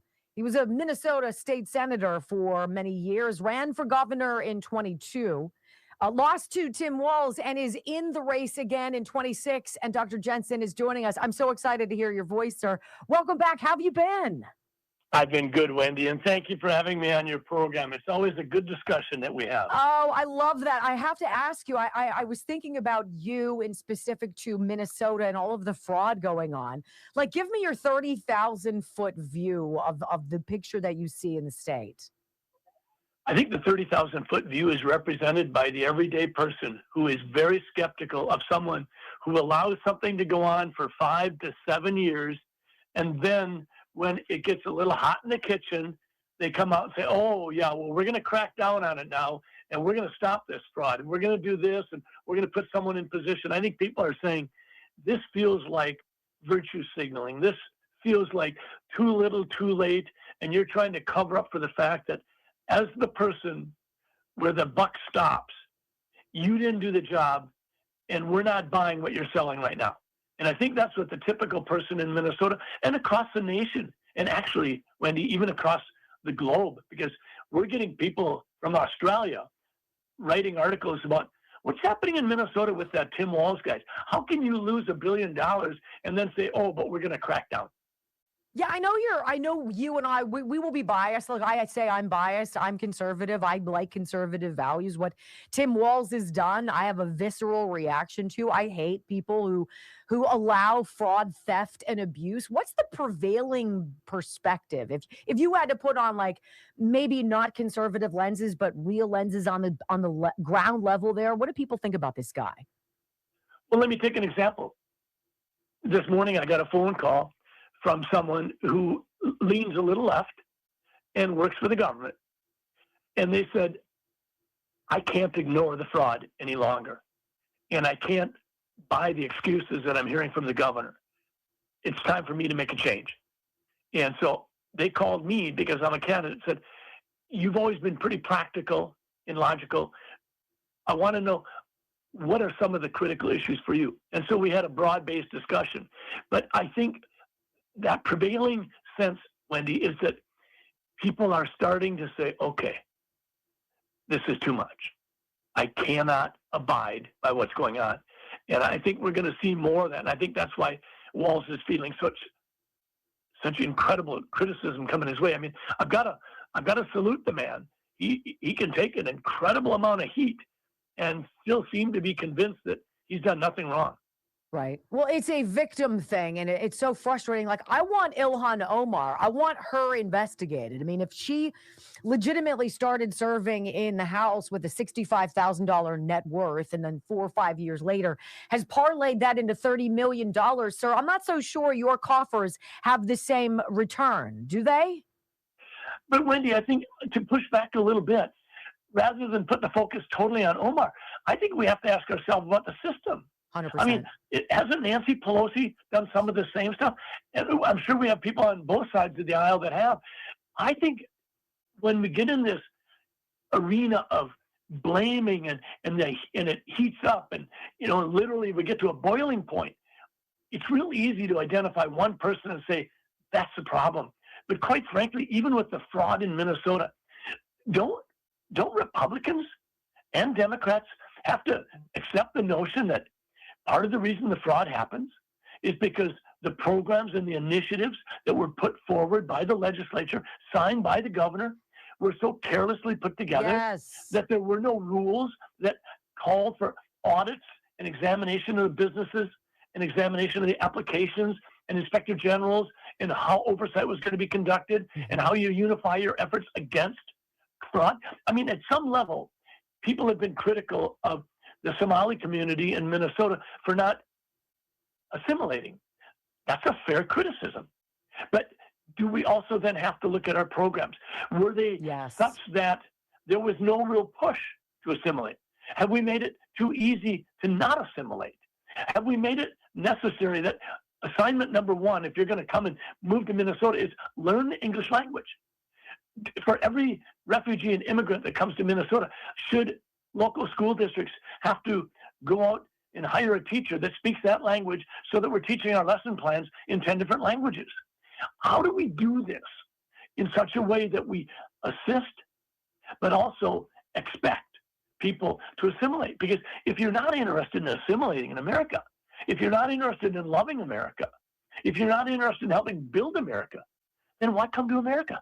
100%. You know, and I think, and I say this on my show quite commonly, Dr. Jensen, I say, we didn't know if it wasn't for COVID, there's so much we wouldn't know.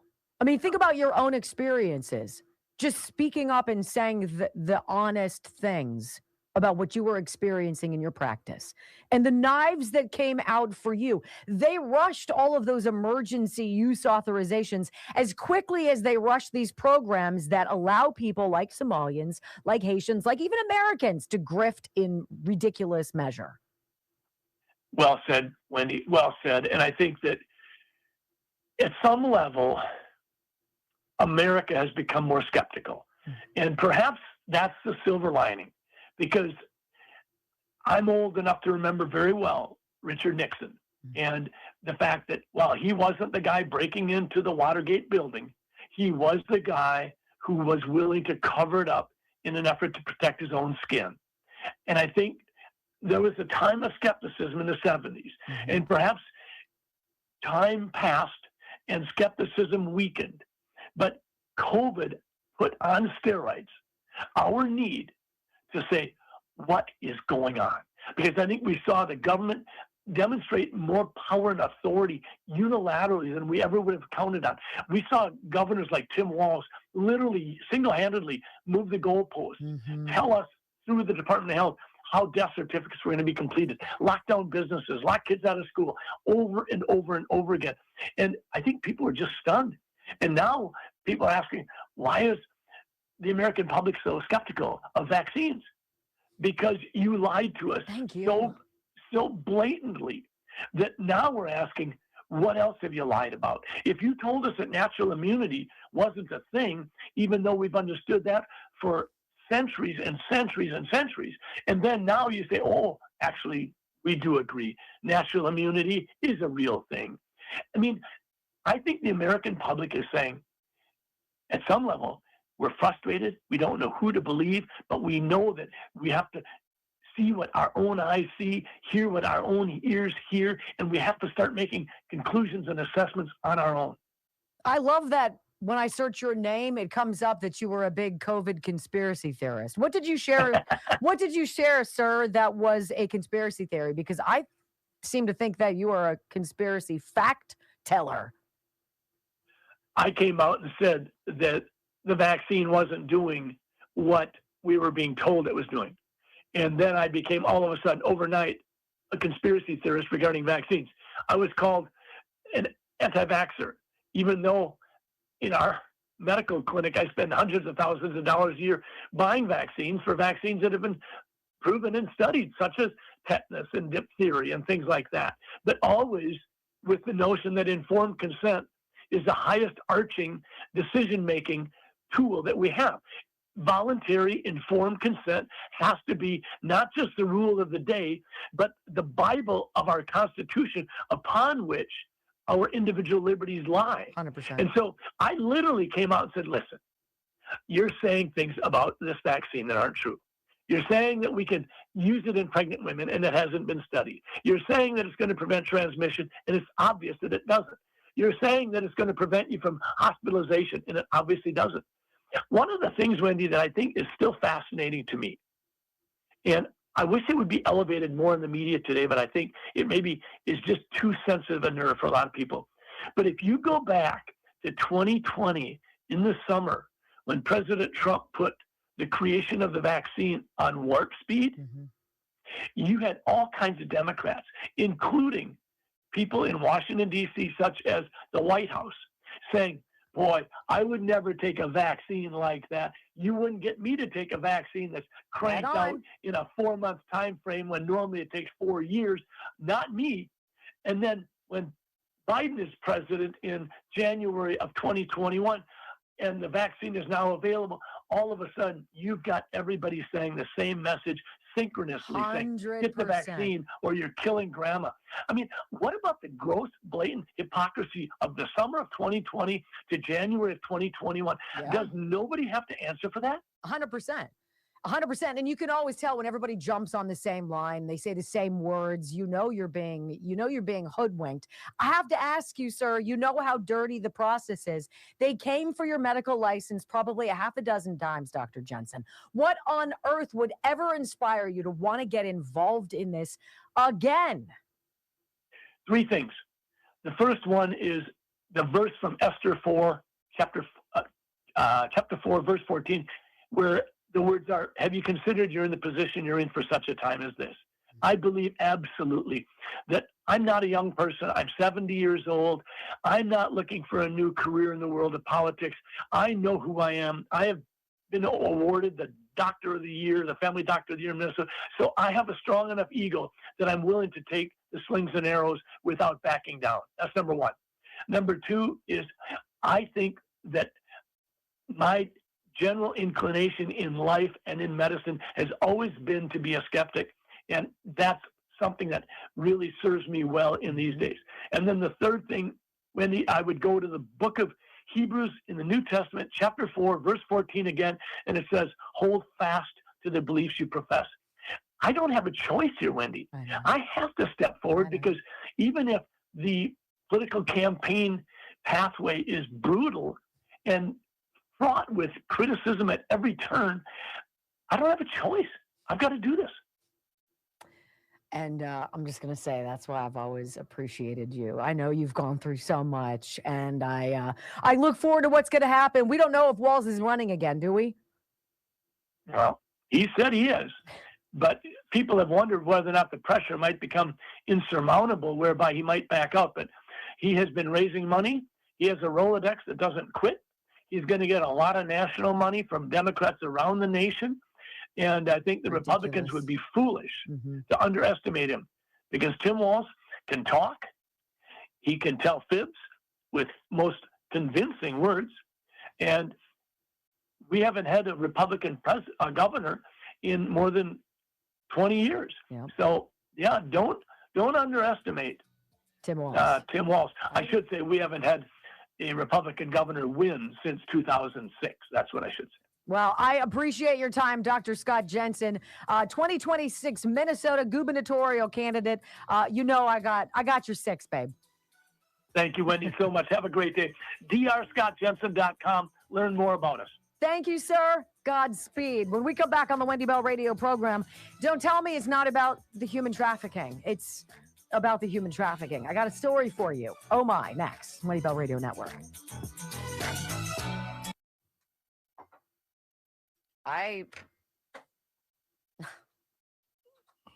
That's the reason why you want to do something, not because, I want to get, I want to become famous, or, I want to have power, or I'm going to make a lot of money, or something like that. It's more than that.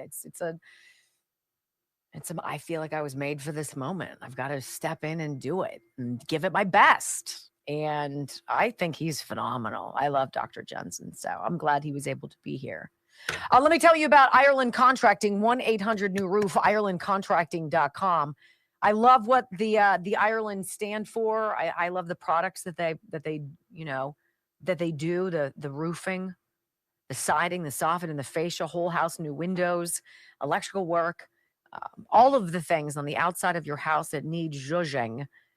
They zhuzh in southwestern Pennsylvania. It is one of the benefits of living here is that Ireland Contracting, if it's in your zip code, they're going to be great to work with, and they're going to give you a reasonable price, and they're going to stand by it, and they're going to stand by the work they do. And at the end of the day, what more can you ask for? 1-800-NEW-ROOF, IrelandContracting.com.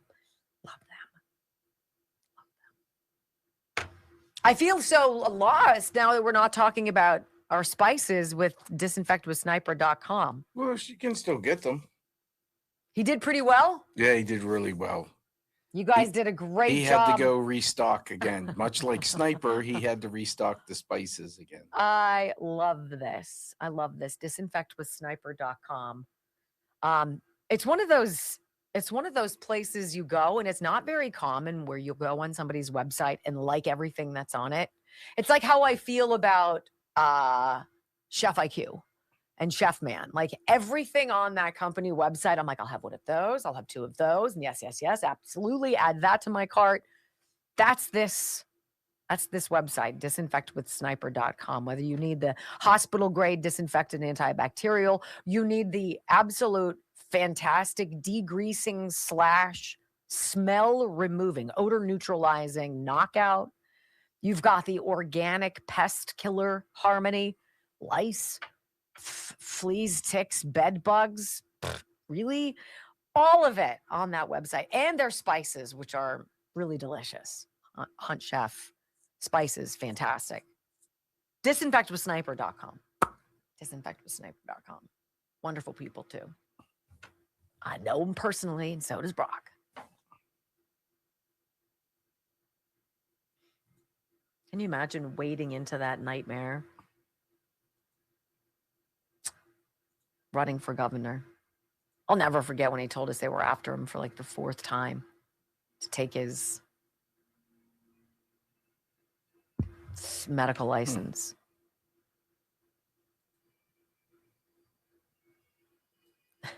People want to know about the foot massager. What? The foot massager. And then Joe writes, finally completed your Sunday show. That song you played towards the end was very good. It's nice to be immortalized in a song. Wow. Yes, we will introduce it. That's your second song. Where is Brick House? Right. That's right. We'll play that song in various ways for you guys.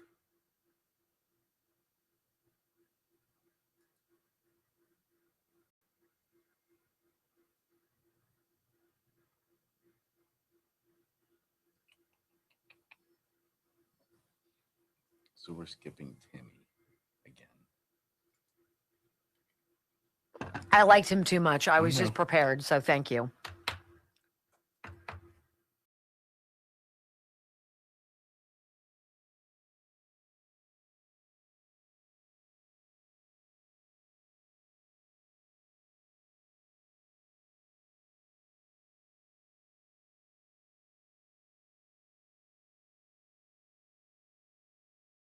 Trafficking side of open borders is as disturbing and disgusting as you can imagine. The buying and selling of human collateral for either sexual service or unsavory jobs, whatever the course might be, we know that it happens, and we know that it is one of the central themes of the open borders under the Joe Biden administration. It's demonstrable. And President Trump has shined a spotlight on finding the 450,000 unaccompanied alien children, young kids who came into this country without a parent, without an aunt or uncle with them, all by themselves, who just poof, vanished in this country. Where are all of them? Where did they go? Well, there is progress being made, and I want to play this news report for you out of Arizona. And this is what Trump has been talking about. Arizona sushi chain operators accused of stash houses and trafficking workers. Federal agents raided 4 East Valley, Arizona locations after years of neighbor complaints. So they complained for years under Joe Biden. That administration did nothing. They continued the complaints with the new Trump administration. And look, I'm just going to say progress. Progress, not excuses, not finger pointing, not passing the blame, progress. And I want you to hear this story. This is Arizona Family Investigates. That is a website and a news operation. And they say, look, neighbors have been seeing some really weird things going on in this neighborhood. And they've been trying to blow the whistle the same way they tried to blow the whistle in Minnesota to Tim Walz about the welfare fraud, right? The COVID welfare fraud going on. This is the first half of this story basically saying, finally, somebody's listening to us. A neighbor surveillance camera captures agents preparing to raid a home in Tempe. According to court documents, the home near Elliott and Rural Road was considered a stash house where about 10 illegal immigrants stayed. Investigators say they were transported using white vans to and from Sakura Sushi Phoenix, where they worked every day, 7 days a week with no days off. They had a white van and they would leave at 9 a.m. and come back at 9 p.m.-ish, right around dark, with a van full of guys. They'd all walk in like this, just looking down, no eye contact. Brandy Foreman, who lives right next door to that home, knew something was off. I was super uncomfortable with just the amount of guys and how nervous they looked. They were very self-conscious. If you looked at them, they'd turn their back. Gary Gallagher, who lives in Mesa near Southern and Gilbert Road, tells a similar story. But you would never see them outside. His home is across the street from another so-called stash house. The person that was buying it looked like a Chinese man and woman, but when they moved in, they didn't. According to the complaint, those housed here helped run the restaurant in Mesa. In all, there were 4 restaurants and 4 stash houses, all of them raided by federal agents last week. Now, one of the owners and 2 of the restaurant's managers have been charged. Now, so what agents learned about the trafficking operation and the whistleblowers who tried to tell the Biden administration but got absolutely nowhere. Here's part 2. The complaint notes one of the owners, Young Lao, was born in China and has been a naturalized U.S. citizen for more than a decade. Agents going undercover at that Phoenix restaurant, noticing Chinese employees directed tasks and work of the employees of Hispanic ethnicity, and the Hispanic employees had limited interactions with customers. It was pretty standard. We had this former ICE agent review the complaint. He asked that we not share his name. It is bigger than, your usual cases involving worksite enforcement. It appears ICE began investigating back in March, but court documents show neighbors called Tempe police with concerns back in 2023 and 2024. Tempe police said their patrol squad attempted to gain intel, but were not able to establish any probable cause. Gilbert police were also alerted in May of last year. They told Arizona's Family Investigates what was reported was not criminal activity, and there was no mention of immigration. Neighbors of these houses, thankful action was taken. I was thinking, finally, someone's doing something about this, because I definitely was concerned. Definitely was concerned. Why aren't the Democrats worried about human trafficking? Why are Democrats who want reparations for people who were never slaves, from people who never owned slaves, in states that never had slaves, why are they more interested in that than fixing the problem underneath their noses right now? People are waking up. Neighbors, pay attention. When we come back on the WenDy Bell radio program, hour number 3, you guys, the real hero of the Brown University shooting is getting the shaft. Did you guys see that the mayor of Providence and the police chief getting a standing O at a basketball game for doing absolutely nothing when there was an unsung hero who deserves the reward money? I got it for you next on the WenDy Bell Radio Network.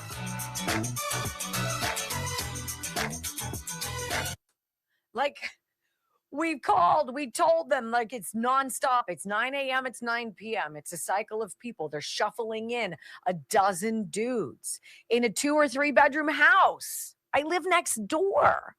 I'm paying attention. We don't have probable cause. I don't know. Or you can knock on the door, or you can get a search warrant. No. I'm sure it's fine. I like sushi anyway, so what the hell? So Chinese nationals basically owning Mexican or Hispanic immigrants that are basically their slaves. That sounds so warm and fuzzy, doesn't it? I'm going to go to the bathroom. I'll be right So back. welcoming. So welcoming, yes.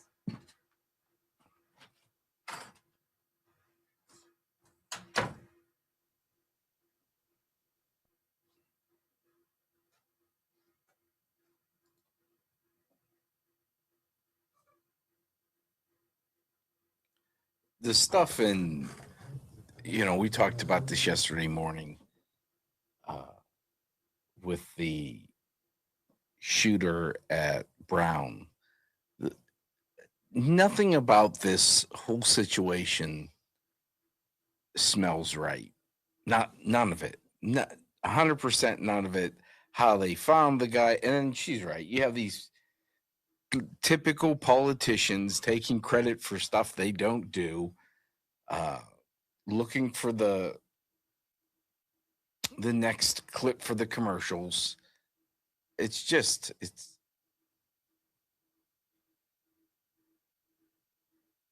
force you to question everything. They force you to question even when they're telling the truth. If they ever tell the truth. They force you to question. I mean, if a politician said the sky is blue, tell me you're not sticking your head out the window to confirm it. To sit there and say, yeah, it's blue. The grass is green. Oh, yeah, it's green. They lie so much. That was quick. Did you wash your hands? I sure did. I mean, like, honestly, who doesn't wash their hands? Let's not answer that question because there's plenty of people here in this building, which is just so weird. All right. I'm trying to get you a really cute testimonial from the Healthy Fat. So, no. Let's see.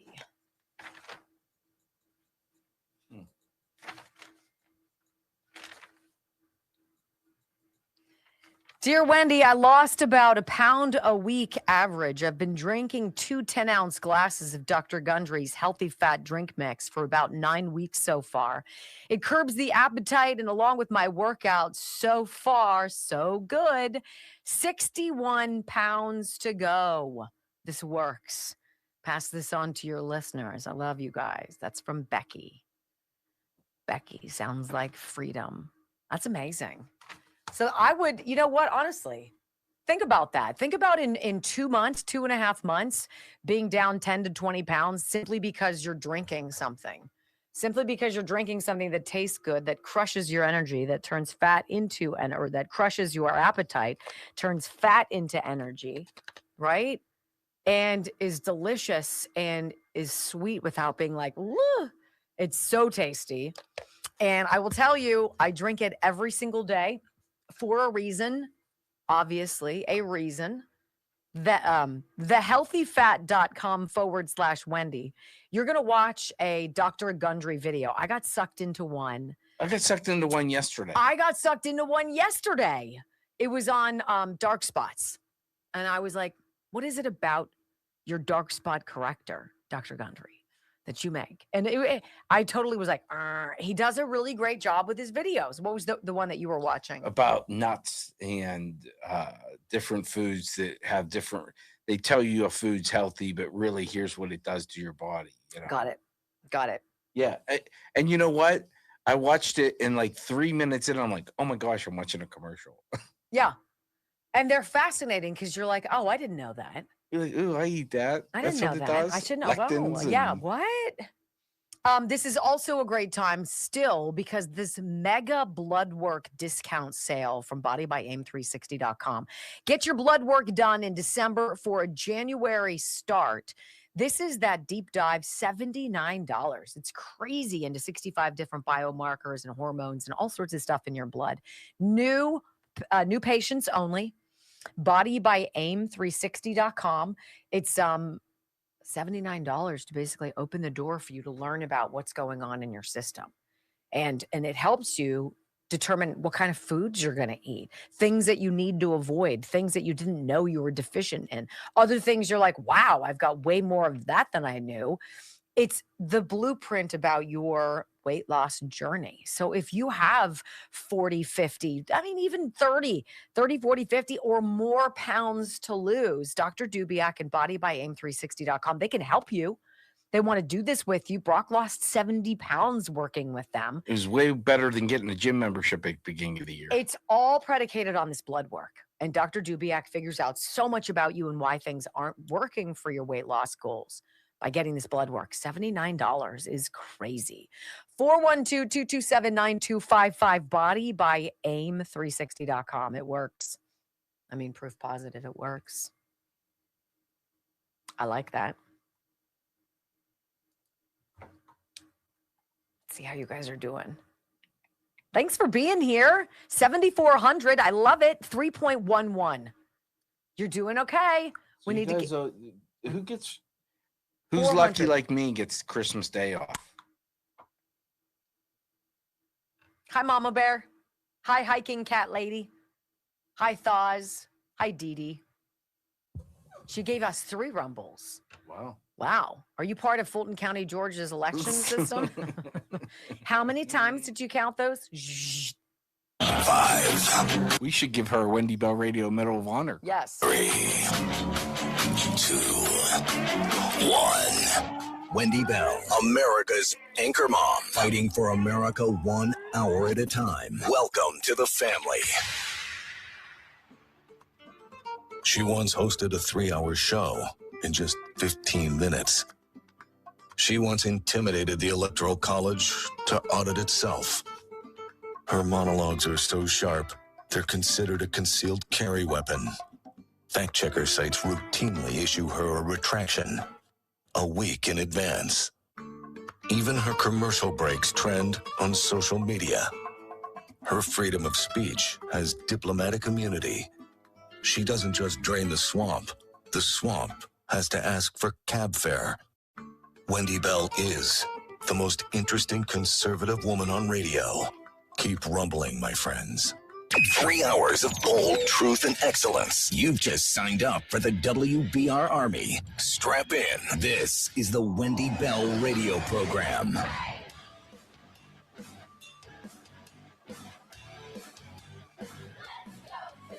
Welcome back. Hour number 3 of the WenDy Bell radio program is live. You know, we kind of touched on this last week.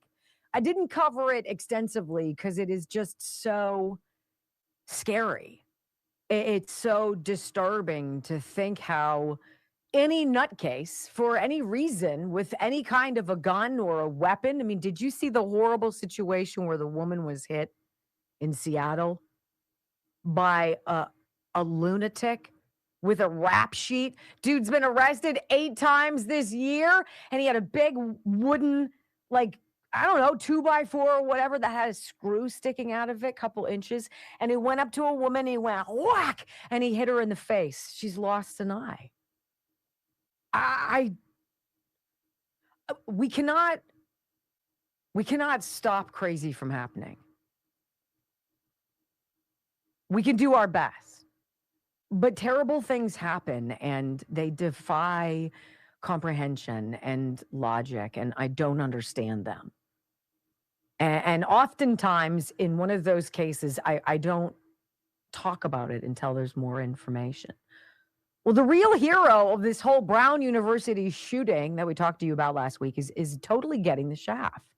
And I'm going to give you the backstory on this. Like, this guy who goes into a Brown classroom and opens fire, kills 2 people, is the same guy who then travels to kill an MIT professor.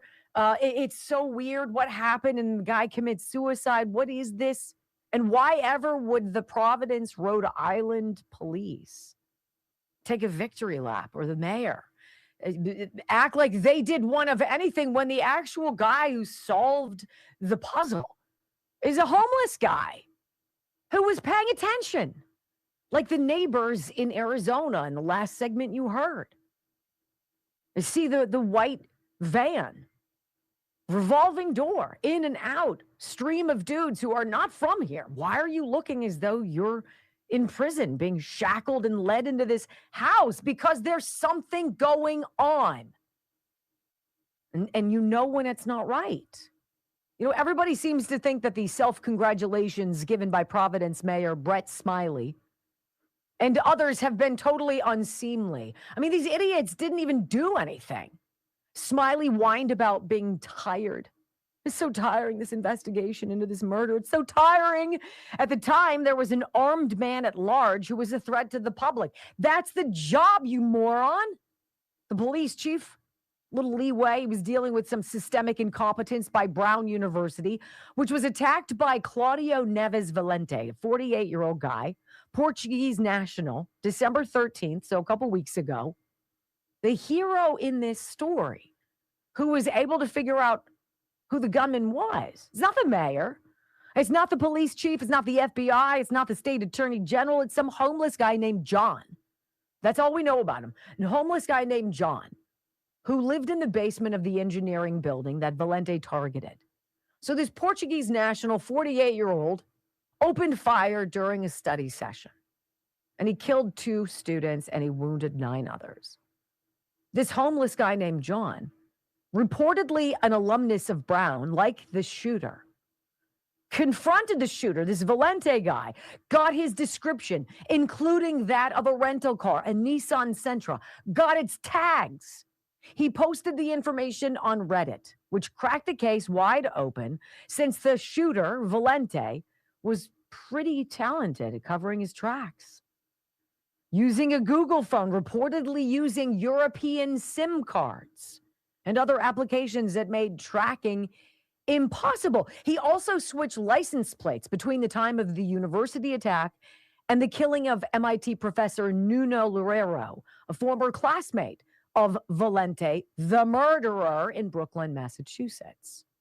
This guy, the gunman, knew how to detect surveillance and facial recognition. After killing the MIT professor December 15th, Valente drove to a storage facility in Salem, New Hampshire, where he had previously rented a unit, and he committed suicide the next day. It was this guy, John, who should be congratulated. It should be the homeless guy, not this Mayor Smiley and colleagues' incompetence, deserving to be mocked, truly, and further grilled. They initially claimed that the public was safe while Valente was still on the run, right? Armed man running wild is a plus in the public safety analysis. You know, not so fast there. University President Christina Paxson, like, they talk, but they say nothing. They know nothing. They're incompetent. It's crazy. It takes an emergency. It takes 3 people being shot and killed for an unsung hero named John, who was able to shack up in the basement of this Brown University building. I want you to hear this, because this mayor, Providence Mayor Smiley, and the police chief, they were given a standing ovation over the weekend at a Friars basketball game. I mean, truly amazing stuff that they did 0 to find the killer. 0.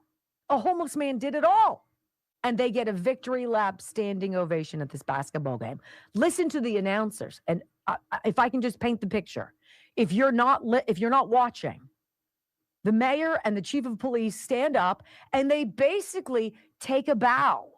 Thank you very much for your honor and glory. We are so talented. No, you did squat. Listen.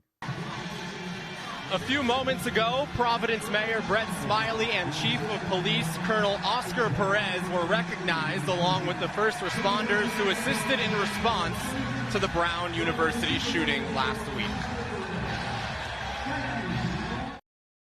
Oh, please.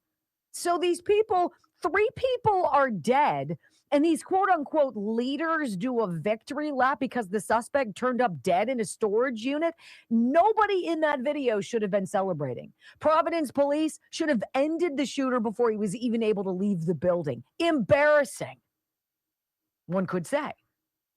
Now, there's an FBI reward in this case, okay? And I found it, and I want to read it to you. Because I'm not hearing that this John homeless guy is going to be getting this.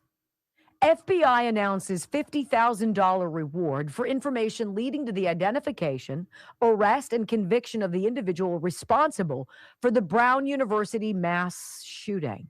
The Boston Division of the FBI, the Providence Police Department, and the Rhode Island State Police are seeking the public's assistance in identifying the individual responsible for the mass shooting at Brown University on Saturday, December 13th. The FBI is offering a reward of up to $50,000 for information leading to the identification, the arrest, and the conviction of the individual. You got that from a homeless guy who had some weird feelings about a fellow walking around not looking quite right. Why is he here? And so he followed him. This wasn't a Cracker Jack police officer. This wasn't a campus police person. This wasn't a faculty member. It was some rando guy who was crashing in the basement of an open building when it was freezing during that week of December. Investigators believe the suspect, who's considered armed and dangerous, you think, is approximately 5'8" with a stocky build. That's what you got from the police. Homeless guy John gave you the license plate. He gave you the make and model and said it was likely a rental car. He put it out there on social media for anybody to pay attention to. And then lo and behold, what happens? You track down the tags because a homeless guy gave it to you. And you find the car outside of this storage facility, I guess, in New Hampshire, where the dude is blown his whatever head off. Oh, congratulations, Providence Mayor, who reminds me so much of Minneapolis Mayor Jacob Fry. Same squirrely, skinny, willow kind of weakling man, right? Take a bow, Mayor, absolutely, for doing nothing. Running circles around your press conferences, knowing absolutely nothing, sharing nothing, doing nothing. $50,000. What do you guys think? The public is being asked to review photos and video of the suspect and share the images on social media. Well, there was one guy out there who did. The one guy who didn't even know that you were putting out a request. The one guy who deserves the reward. Hey, Rhode Island. Hey, FBI. Hey, state police. How about we do the right thing? Let's give a homeless guy a chance, right? You see something, you said something, and you no doubt saved lives. Got the wrong heroes in this country, ladies and gentlemen. That's got to change. When we come back on the WenDy Bell radio program, President Trump triggers the Kennedys. I love when he puts Trump Kennedy Center. Oh my gosh, they're going absolutely nutty. It is fantastic. But we'll tell you why. There's more to the story next on the WenDy Bell Radio Network. Did your AC just kick on? My hands are frozen. Grrr. Good talk. Huh? Huh?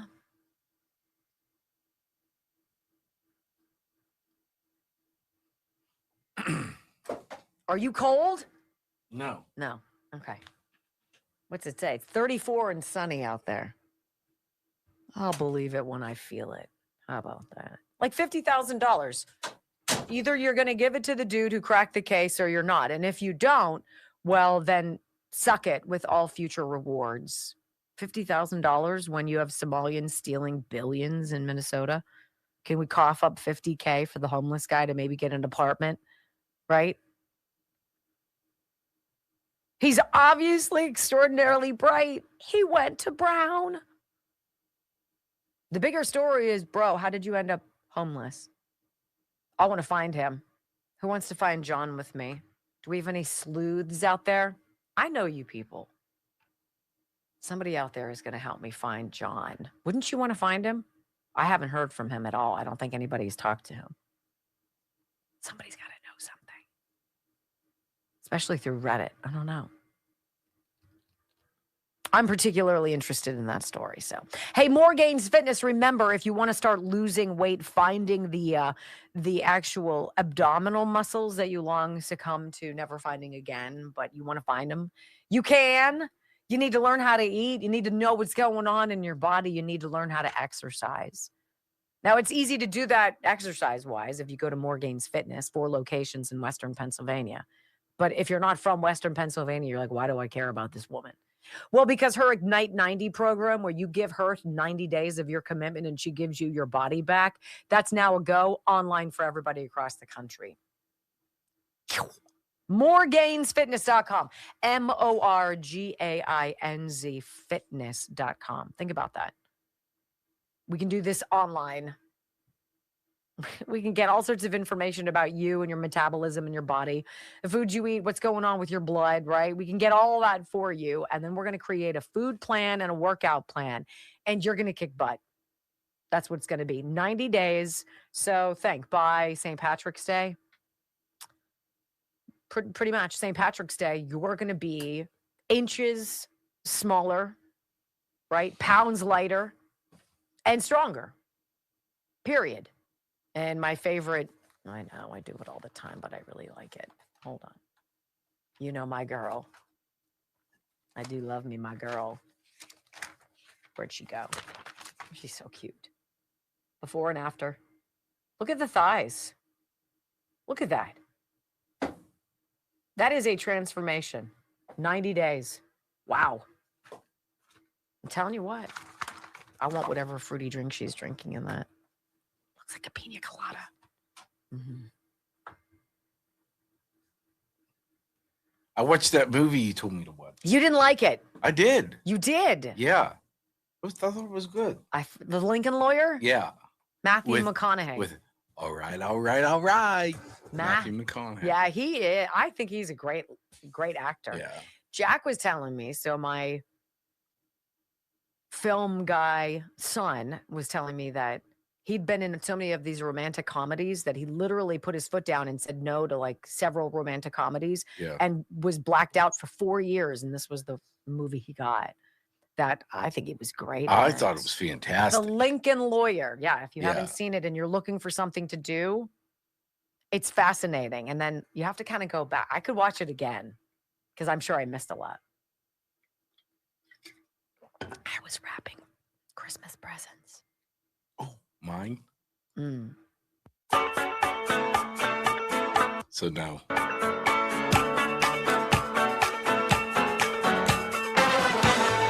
Welcome back to the WenDy Bell radio program. You got to love the juxtaposition of political ideology and results, right?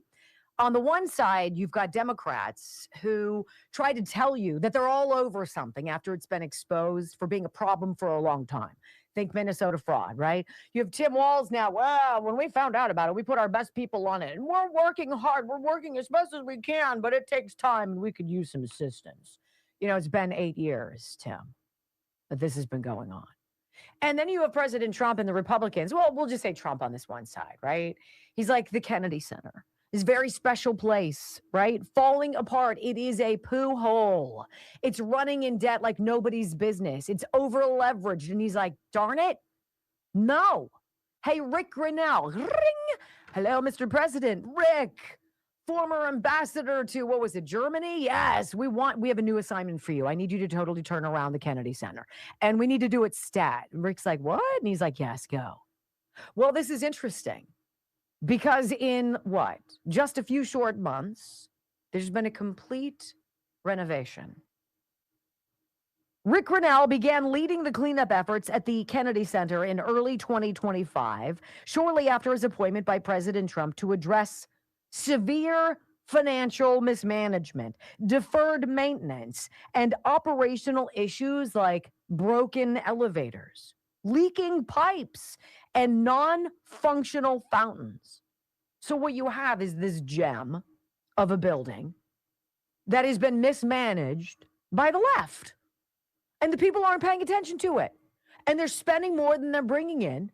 And then they're neglecting all of the pivotal things that need to make it run. Oh, I don't know, kind of like Minnesota. Oh, I don't know, kind of like the federal government. So many analogies here, right? And so at the end, Rick Grinnell introduces back to the people, here is this magnificent venue where you can enjoy the opera or theatrical stage productions or musical performances or what have you, whatever you want, comedians, actors, musicians, bands, all of it. And we now have beautiful new velvet seats. We've got new drapes, new lights, new fixtures in the bathroom. There's no leaking water anymore. The elevators work. The place has been zhuzhed up. It's been beyond painted. It's got new upholstery, new carpet. It's glorious in a matter of a few months. And so lo and behold, what happens? All of a sudden, rich people are like, oh, I like that. And they start giving money to it again. And then all of a sudden, the coffers get bigger and they can kick out all of the losers that were getting paid multiple six-figure contracts to do exactly what? To sponge and grift, right? You're done. See you later. Rick Grinnell brings in a whole new board of people. And what did they do? They put up President Trump's name on it, and the left has gone freaking haywire. Senator Vow's amendment to remove Trump's name from the Kennedy Center. Apparently, Senator Chris Van Hollen, a Maryland Democrat, denounced the Kennedy Center's renaming to include President Donald Trump, telling protesters at a rally this weekend that he would seek to reverse this through an amendment on some appropriations bill when Congress returns to session early next year. Now, we've got human trafficking going on, right? We have drugs, we have crime, we've got rampant fraud, theft, and abuse. And this is the hill that Chris Van Hollen wants to, I guess, lay down his body. Let's listen to what he said and how enthusiastic all those protesters on demand were. Let's listen. Look, all of us watched in horror yesterday as Donald Trump put his name on the Kennedy Center next to the name of John F. Kennedy. Shame. And we are here to say that this desecration of the Kennedy Center will not stand. Mark my words, whether it's a matter of weeks or months, Donald Trump's name will come down off of the Kennedy Center. Yay. I mean, that's the enthusiasm you get for something so limp as pushback. I mean, that's so ridiculous. But this is the juxtaposition. That lack of enthusiasm, some people plucked from, I don't know, wherever, come here, hurry, hurry, we need you to help us protest, right? And then you put that up against what was going on with this Turning Point USA AmFest, this America Fest, where you have people in waves of raucous applause and cheering. USA, and then Chris Van Hollen, we love criminal, illegal, alien, wife-beating, human trafficking, MS-13 gang members. And we liked the Kennedy Center before when it was falling apart because it was only Kennedy's name. It wasn't Trump's name. There's no winning. And so when the president puts his name on something, and by the way, it wasn't his doing, he was named to be the president of the new board of directors. He didn't ask it. The board said, we insist. And by the way, you saved the Kennedy Center from absolute failure. Thank you, Mr. President. Trump, Kennedy Center. Nothing like triggering a lib as you're cleaning up the mess they made. That's called limit winning, ladies and gentlemen. When we come back on the Wendy radio program, let's change paths here. I want to focus in on Fulton County, Georgia for a minute. There's an election supervisor guy there who voted not once, not twice, but 3 times against certifying the 2020 election because he knew It was crap. Proof of that next.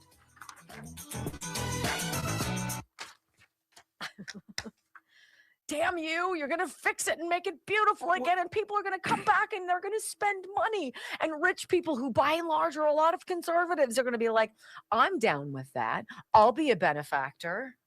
Yes. You know what the crazy thing is they're making a big deal about this. And the fact of the matter is everyone's always still going to call it the Kennedy Center. 100%. You know, they changed the name here from the Civic Arena to PPG Paints to something else. It's always going to be Heinz Field. It's always going to be Heinz Field. Right? PNC Park. If they change it to something else, Right. yes, it'll always be what it is. You know, and the thing that's funny, when there is a new Democrat in charge, what do you think is going to be a big photo op? We're going to take a victory lap and we're going to take the Trump name down. And no one's and we're all care. going to cheer and be like, woo! Like in the world of priorities, that's your priority right now? Because I'm pretty sure Tom Homan could use your help finding some missing kids. Chris, shouldn't you be trying to fix healthcare? Doing one of something. You should be in the Senate doing one of something. Well, I know they're all on break or what have you, so you'll see that. Everything he February. touches turns to crap too. The Maryland man. That's got to be super frustrating, don't you think? See, I think that's where they should really troll, is start making drinks. Like the pina colada at Kennedy's Trump Kennedy Center. Now I'm going to force myself to call it the Trump Kennedy Center. The pina colada will be called the Maryland man. Yeah. Absolutely right. You know, I mean, if you're going to troll, let's go all out here. I agree. So I watched The Lincoln Lawyer because you recommended it. Yeah. I am now recommending National Lampoon's Christmas Vacation. You watch it today or tomorrow. Okay. Why do I think you won't? But I can. Where are you going to put a tree that big? I love when you have flashbacks on movie lines that I don't know. But see, here's the thing. Everyone else is laughing really right don't. now. They're really not. They really are. Who's laughing with Brock right now and who thinks that it's not funny? Where are you going to put a tree that big, Clark? All right, Bend over, I'll show you. Give me a number one if you think it's hilarious. Oh, there we go. There's Demanda. Bend over and I'll see. Demanda finished it for me. Yep. Why is the floor wet, Todd? I don't know, Margo. We are all laughing. Okay. All right, Les. I see. 1 yes, 2 no. 1 1 1. Yeah. Love that movie. 1 1 1 1 1. Thank you. Thank you. I think victory is yours, Brock. You got a mute there, Clark. That's not just a victory. That's called a slaughter. That's called a landslide. That's called a landslide. I also watched. I love it. I never saw it either, but I guess I will. What's the old one that I love? Holy smokes, look at you guys. What the bejeebers? Wow, Brock, he struck a nerve. I'm in touch with the people. Struck a nerve. I'm the people's people. Greatest Christmas movie ever. Nah. Well, see, that depends. Because there are various genres. Because you can't compare National Lampoon's Christmas Vacation with A Christmas Carol, old school one, or It's a Wonderful Life. Titbit Nipley. That's yeah, he says that too. Well, I will watch it. Oh, Jelly of the Month Club. Clark, that's the gift that keeps giving year round. You're Cousin Eddie, shitter's full.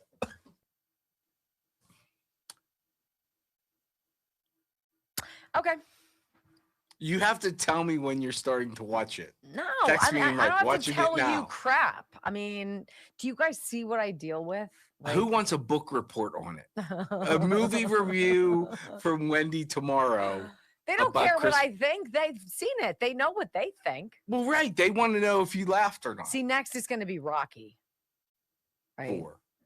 I've seen Rocky 4. I watched Rocky 4. I told you I didn't think it was that good. And then you went, what? And I was like, okay, sorry. Maybe I'm just a dense movie watcher. I don't know. I like weird shows. I like The Spanish Prisoner. You like the what? The Spanish Prisoner. Things like that. Have you seen It's a Wonderful Life? Yes. Okay. Did you like it? Very much. A Christmas Carol, the old school one, George C. Scott. No. Go ahead. You can ridicule. I'm not ridiculing. No, you are. I would highly recommend I George need C. Scott. 180 Emmett Otter's Rumbles. Jug Band Christmas. Who out there? My buddy and I had a conversation about this yesterday because in college he used to make fun of me because I watched it. Who has that? It's on Prime. Emmett Otter's Jug Band Christmas. Have you guys seen it? It's a mom and her son. It's Muppets. Hey, Kermit the Frog here.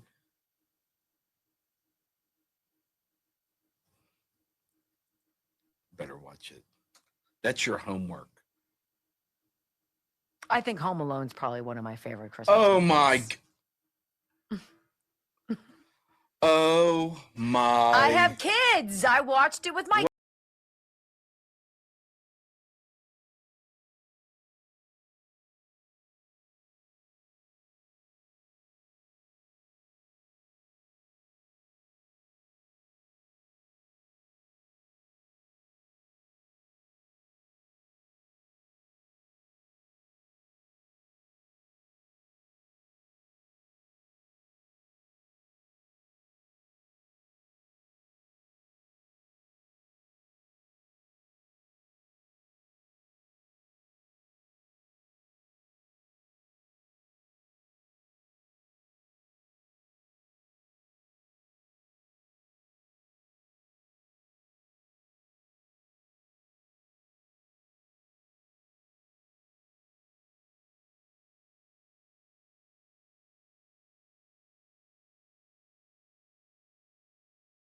radio program. You know, it's interesting.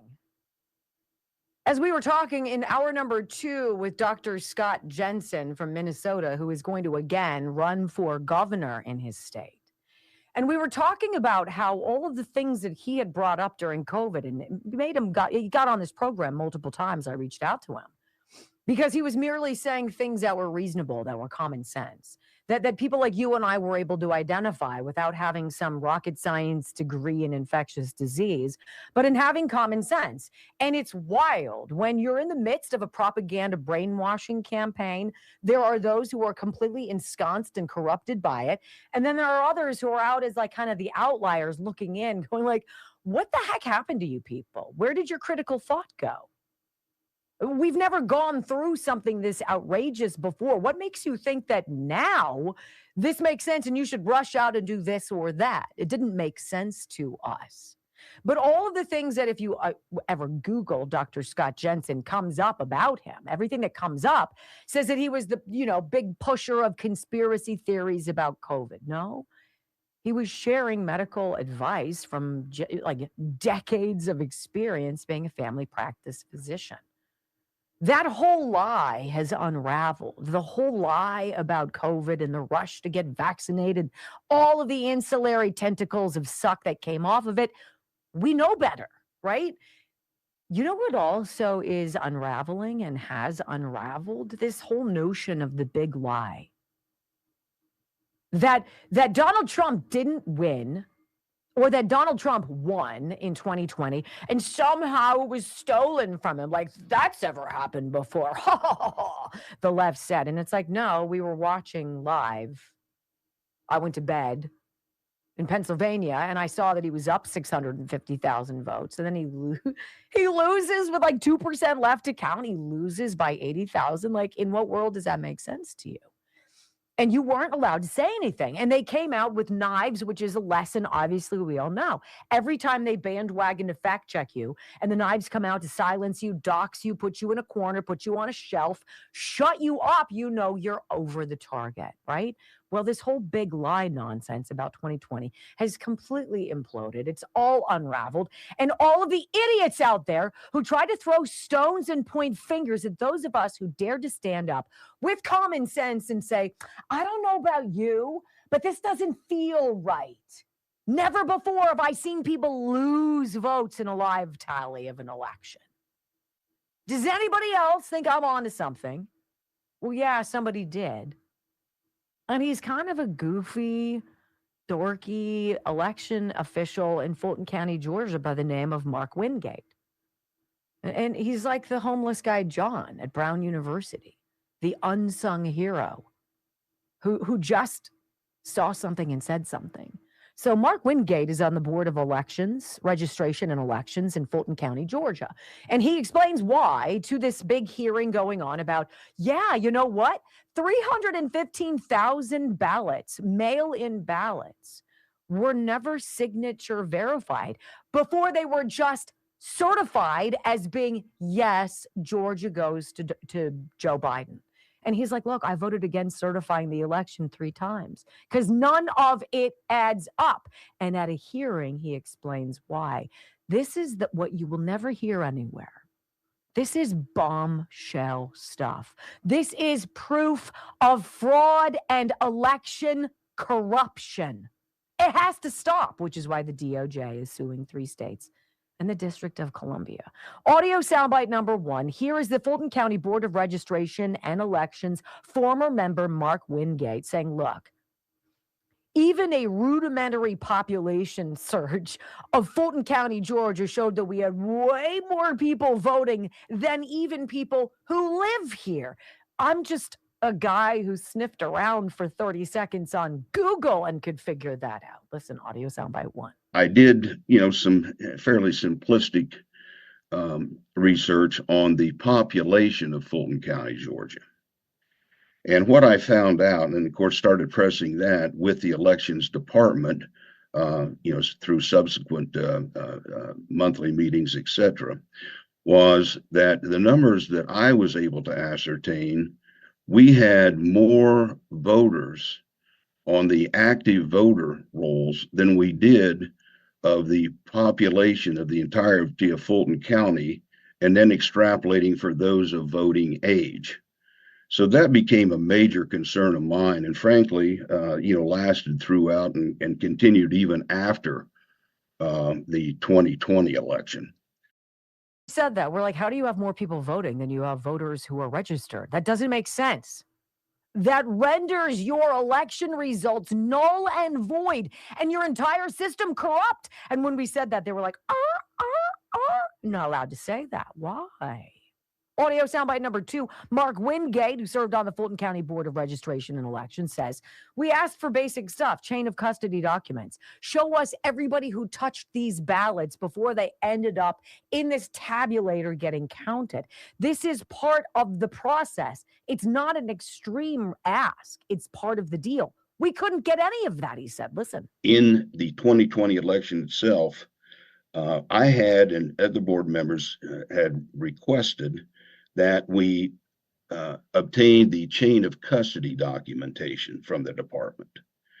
And none of that was ever delivered. It was not delivered at the time of request leading up to the election, and was certainly not given, we weren't giving in, was given nothing. But what's the process? Stonewall, slow walk, or just refuse to comply? Run out the clock. Oh, yeah, we'll get that to you. Why did you never get that to me? Oh, gosh.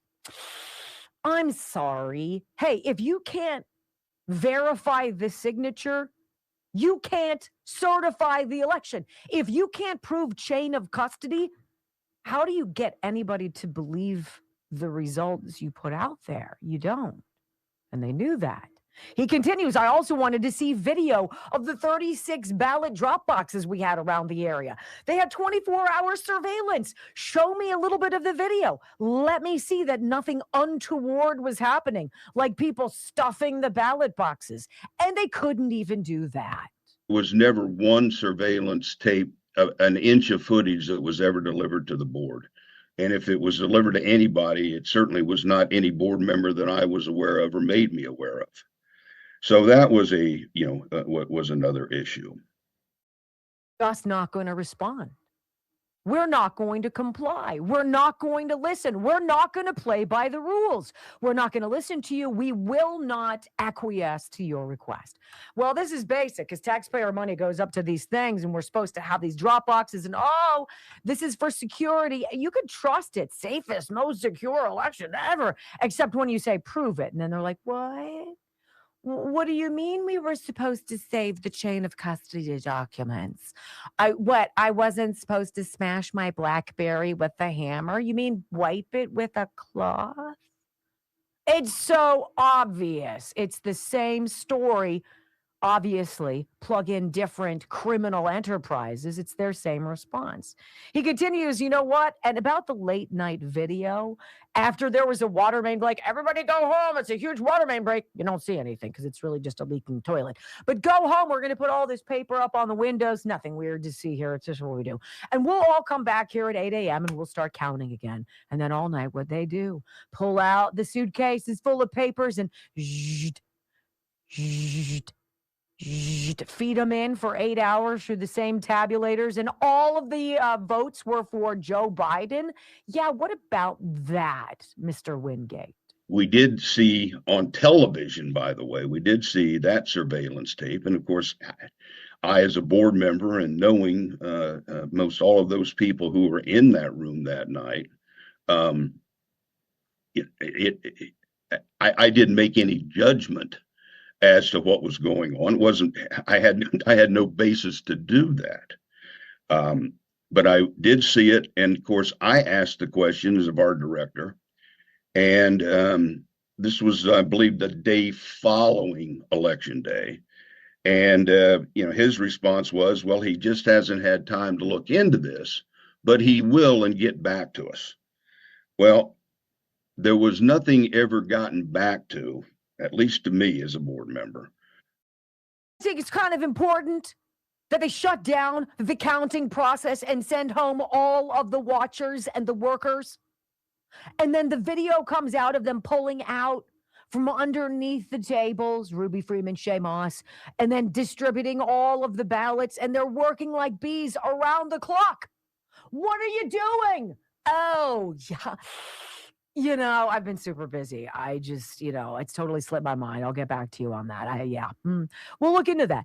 Guys, I mean, like, smoking gun? Who needs to play Clue? You've got the offender, the murder weapon, and all of it, and proof. Yeah, I just, I've been kind of busy. Really? And then finally, kind of a ho-hum, nonchalant reason to not vote to certify the election. The absentee mail ballot numbers just didn't add up. What? Listen. But I had asked the question, what did we do for signature verification? And the comment I got back was, which frankly at that time floored me, was, well, we didn't do any. And I remember I forget where I was, I was on a phone call. I forget exactly. And I apologize. It's been so long. But, I do remember that comment that, we didn't do any. Now, of course, I took that saying, all right, well, by law, you've got to do signature verification. You've got to at least have somebody looking at this. It was like this guy, this one guy, this Mark Wingate guy, kind of a dippy, kind of like older guy who's like, whatever, I'm a public servant. I'll be here. I'll do what I got to do. He's the one guy who's like, I'm not going to certify this election. The results don't add up. He can do it, but Brad Raffensperger, the Secretary of State, can't. It's like having a homeless man named John foil a murder, right? And your police take the victory lap. Really? Huh. When we come back on the Wendy Bell radio program, overwhelming majority of Americans say teens should be banned from this. What do you think it is? I think you'll agree, because I kind of do too. Next on the Wendy Bell radio program. Honestly, you have this one guy. He saw something and he said something. I can't vote to certify. Huh. I love the unsung hero. I love the person who surprises you because it's like the person who foiled the Australia Bondi. What is it called? What was the name of the place? Bondi. I said Bondi, but it's not that. It's Bondi, I think. I don't know. Whatever the beach was or the area was in Australia with that horrible shooting. You know, like, oh my gosh. And there's some just guy, like a 44-year-old guy, a dad, who decides to be the one who tackles the gunman and then gets shot multiple times, right? But so he's able to do what the police there could not do. We have a problem. We have a problem.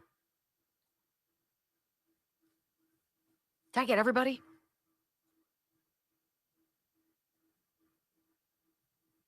I think so.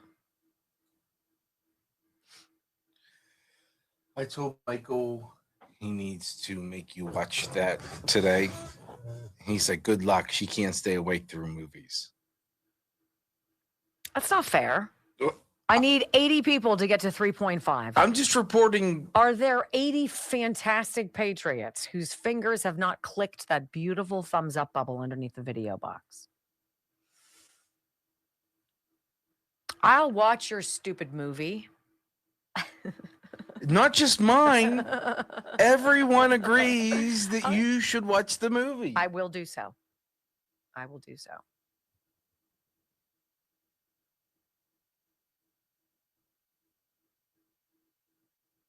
What? I want to hear you quote at least one line from it tomorrow.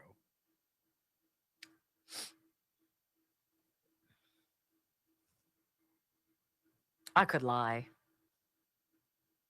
I'll watch it. My kids will end up watching it with me. It'll be fun. I told him it's his job today. Demanda, it's not stupid. Midnight Prairie, you will not be disappointed, WenDy. Have I led you astray? Movie and beer? Now you're talking. Then she won't make it through. So I'm thinking about a January cleanse, like most people. I know how long that'll last. Why? What, 4 hours? What was last time? 6 days? I don't know, something like that. Yeah, that my month led to 6 days. Yeah. You just got all that treehouse beer, so you have to drink it. I told Joe, don't buy me any more beer. No more beer. He's my pusher. He always goes, and I don't have to, which is great, but gas is what? Yeah, if you guys are into beer. $2.14 at Costco in Knoxville. Wow. And you can get your hands on Treehouse. Oh, Rush, $143, $50. Merry Christmas. That was awfully nice. Yeah, that's now you have to watch it. Why does that have anything to do with anything? Seriously? Thank you, Rush. That was very sweet. Rush, I love you. Yes, I love him too. I get your meaning. See, I go visceral. He's holding out for management. So what do you think a majority wants children to be banned from?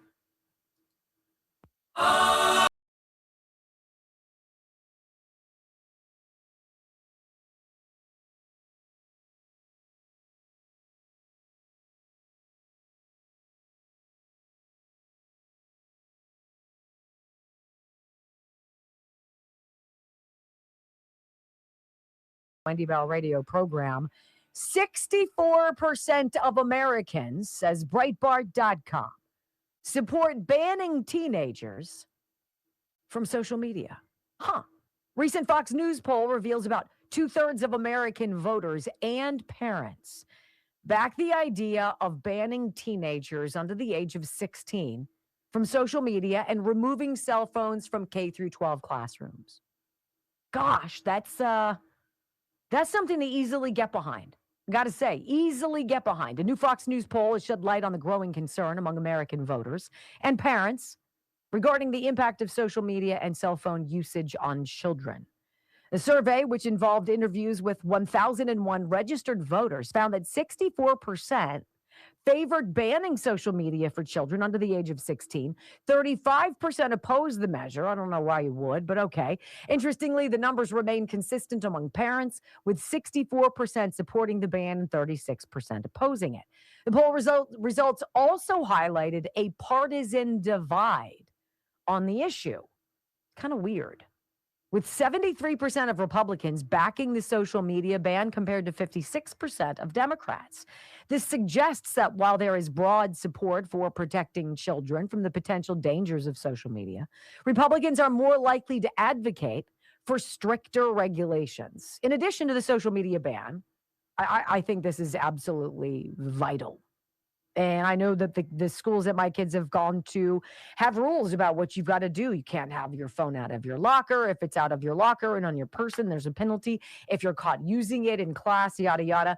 And it's not even just for cheating. It's just like focus. Got to focus. In addition to the social media ban, a survey asked participants about their views on banning cell phones in K through 12 classrooms. A staggering 69% supported the idea. Among parents, 63% were in favor of the classroom cell phone ban, 37% against it. Again, Republicans showed stronger support for the measure, with 81% backing it. And the release of this poll comes on the heels of Australia's landmark legislation. Took effect earlier this month on the 10th. It's known as the Online Safety Amendment Act, and it prohibits anyone under the age of 16 from holding a social media account, making it one of the strictest online safety rules in the world. The banned platforms in Australia include popular sites such as Facebook, Instagram, TikTok, and YouTube. How do you feel about that? In the United States, lawmakers from both parties have been warning about the potential risks, blah, blah, blah, blah, blah. We all know this. Recent studies have further highlighted the need for action on the issue. An April 25 Pew Research Center report found that nearly half of American teenagers believe that social media has a mostly negative effect on people their age. I agree. I think that if there has been a demonstrative effect on young people in general, it's the whole looking in the eye and having a conversation with people. It's about being able to go into a store. We've made this world now conversation proof, interaction proof. You can order anything from an app, go to the curb and pick it up and not even say a word to the individual who gives it to you. You can go to a gas station and order whatever food you want, made to order, without ever communicating with somebody. It's all on a touch screen. Right? Drive by a public transportation, like a bus stop or a train stop. People aren't looking at each other. They've got Beats headsets on. They've got their AirPods in. They're looking at their phones, doing anything to avoid having conversations with each other. That lack of learning how to communicate, it cannot be good, let alone the images. Like, who are the people our kids are looking at and paying attention to? Do these people wake up and roll out of bed with no makeup and bedhead and hit live and do videos of themselves? No, they're perfect. Everything they do is perfect. And so you've got this like ridiculous ideal in this country that doesn't say to you, you're great the way you are. You know, you can work on stuff if you want, but trying to be like so-and-so on TikTok probably isn't your best strategy. What do you think? Brock, what do you think? Do you think we should ban it? Ban them in the classrooms? Keep them off social media until 16? I would say yes. You would say yes? Yes. Why? Because kids have enough self-esteem problems as it is. And I think it's led to a lot of the transgender BS. You know what? 100% correct. And interesting who voted for and against that whole House bill. Let's stop using taxpayer money to fund transgender surgeries on children. All but 4 Democrats voted against it. Make it make sense. Thanks for being a part of the WenDy Bell radio program. Hope you come back tomorrow. Bring a friend. We'll see you here in just a few hours. Peace.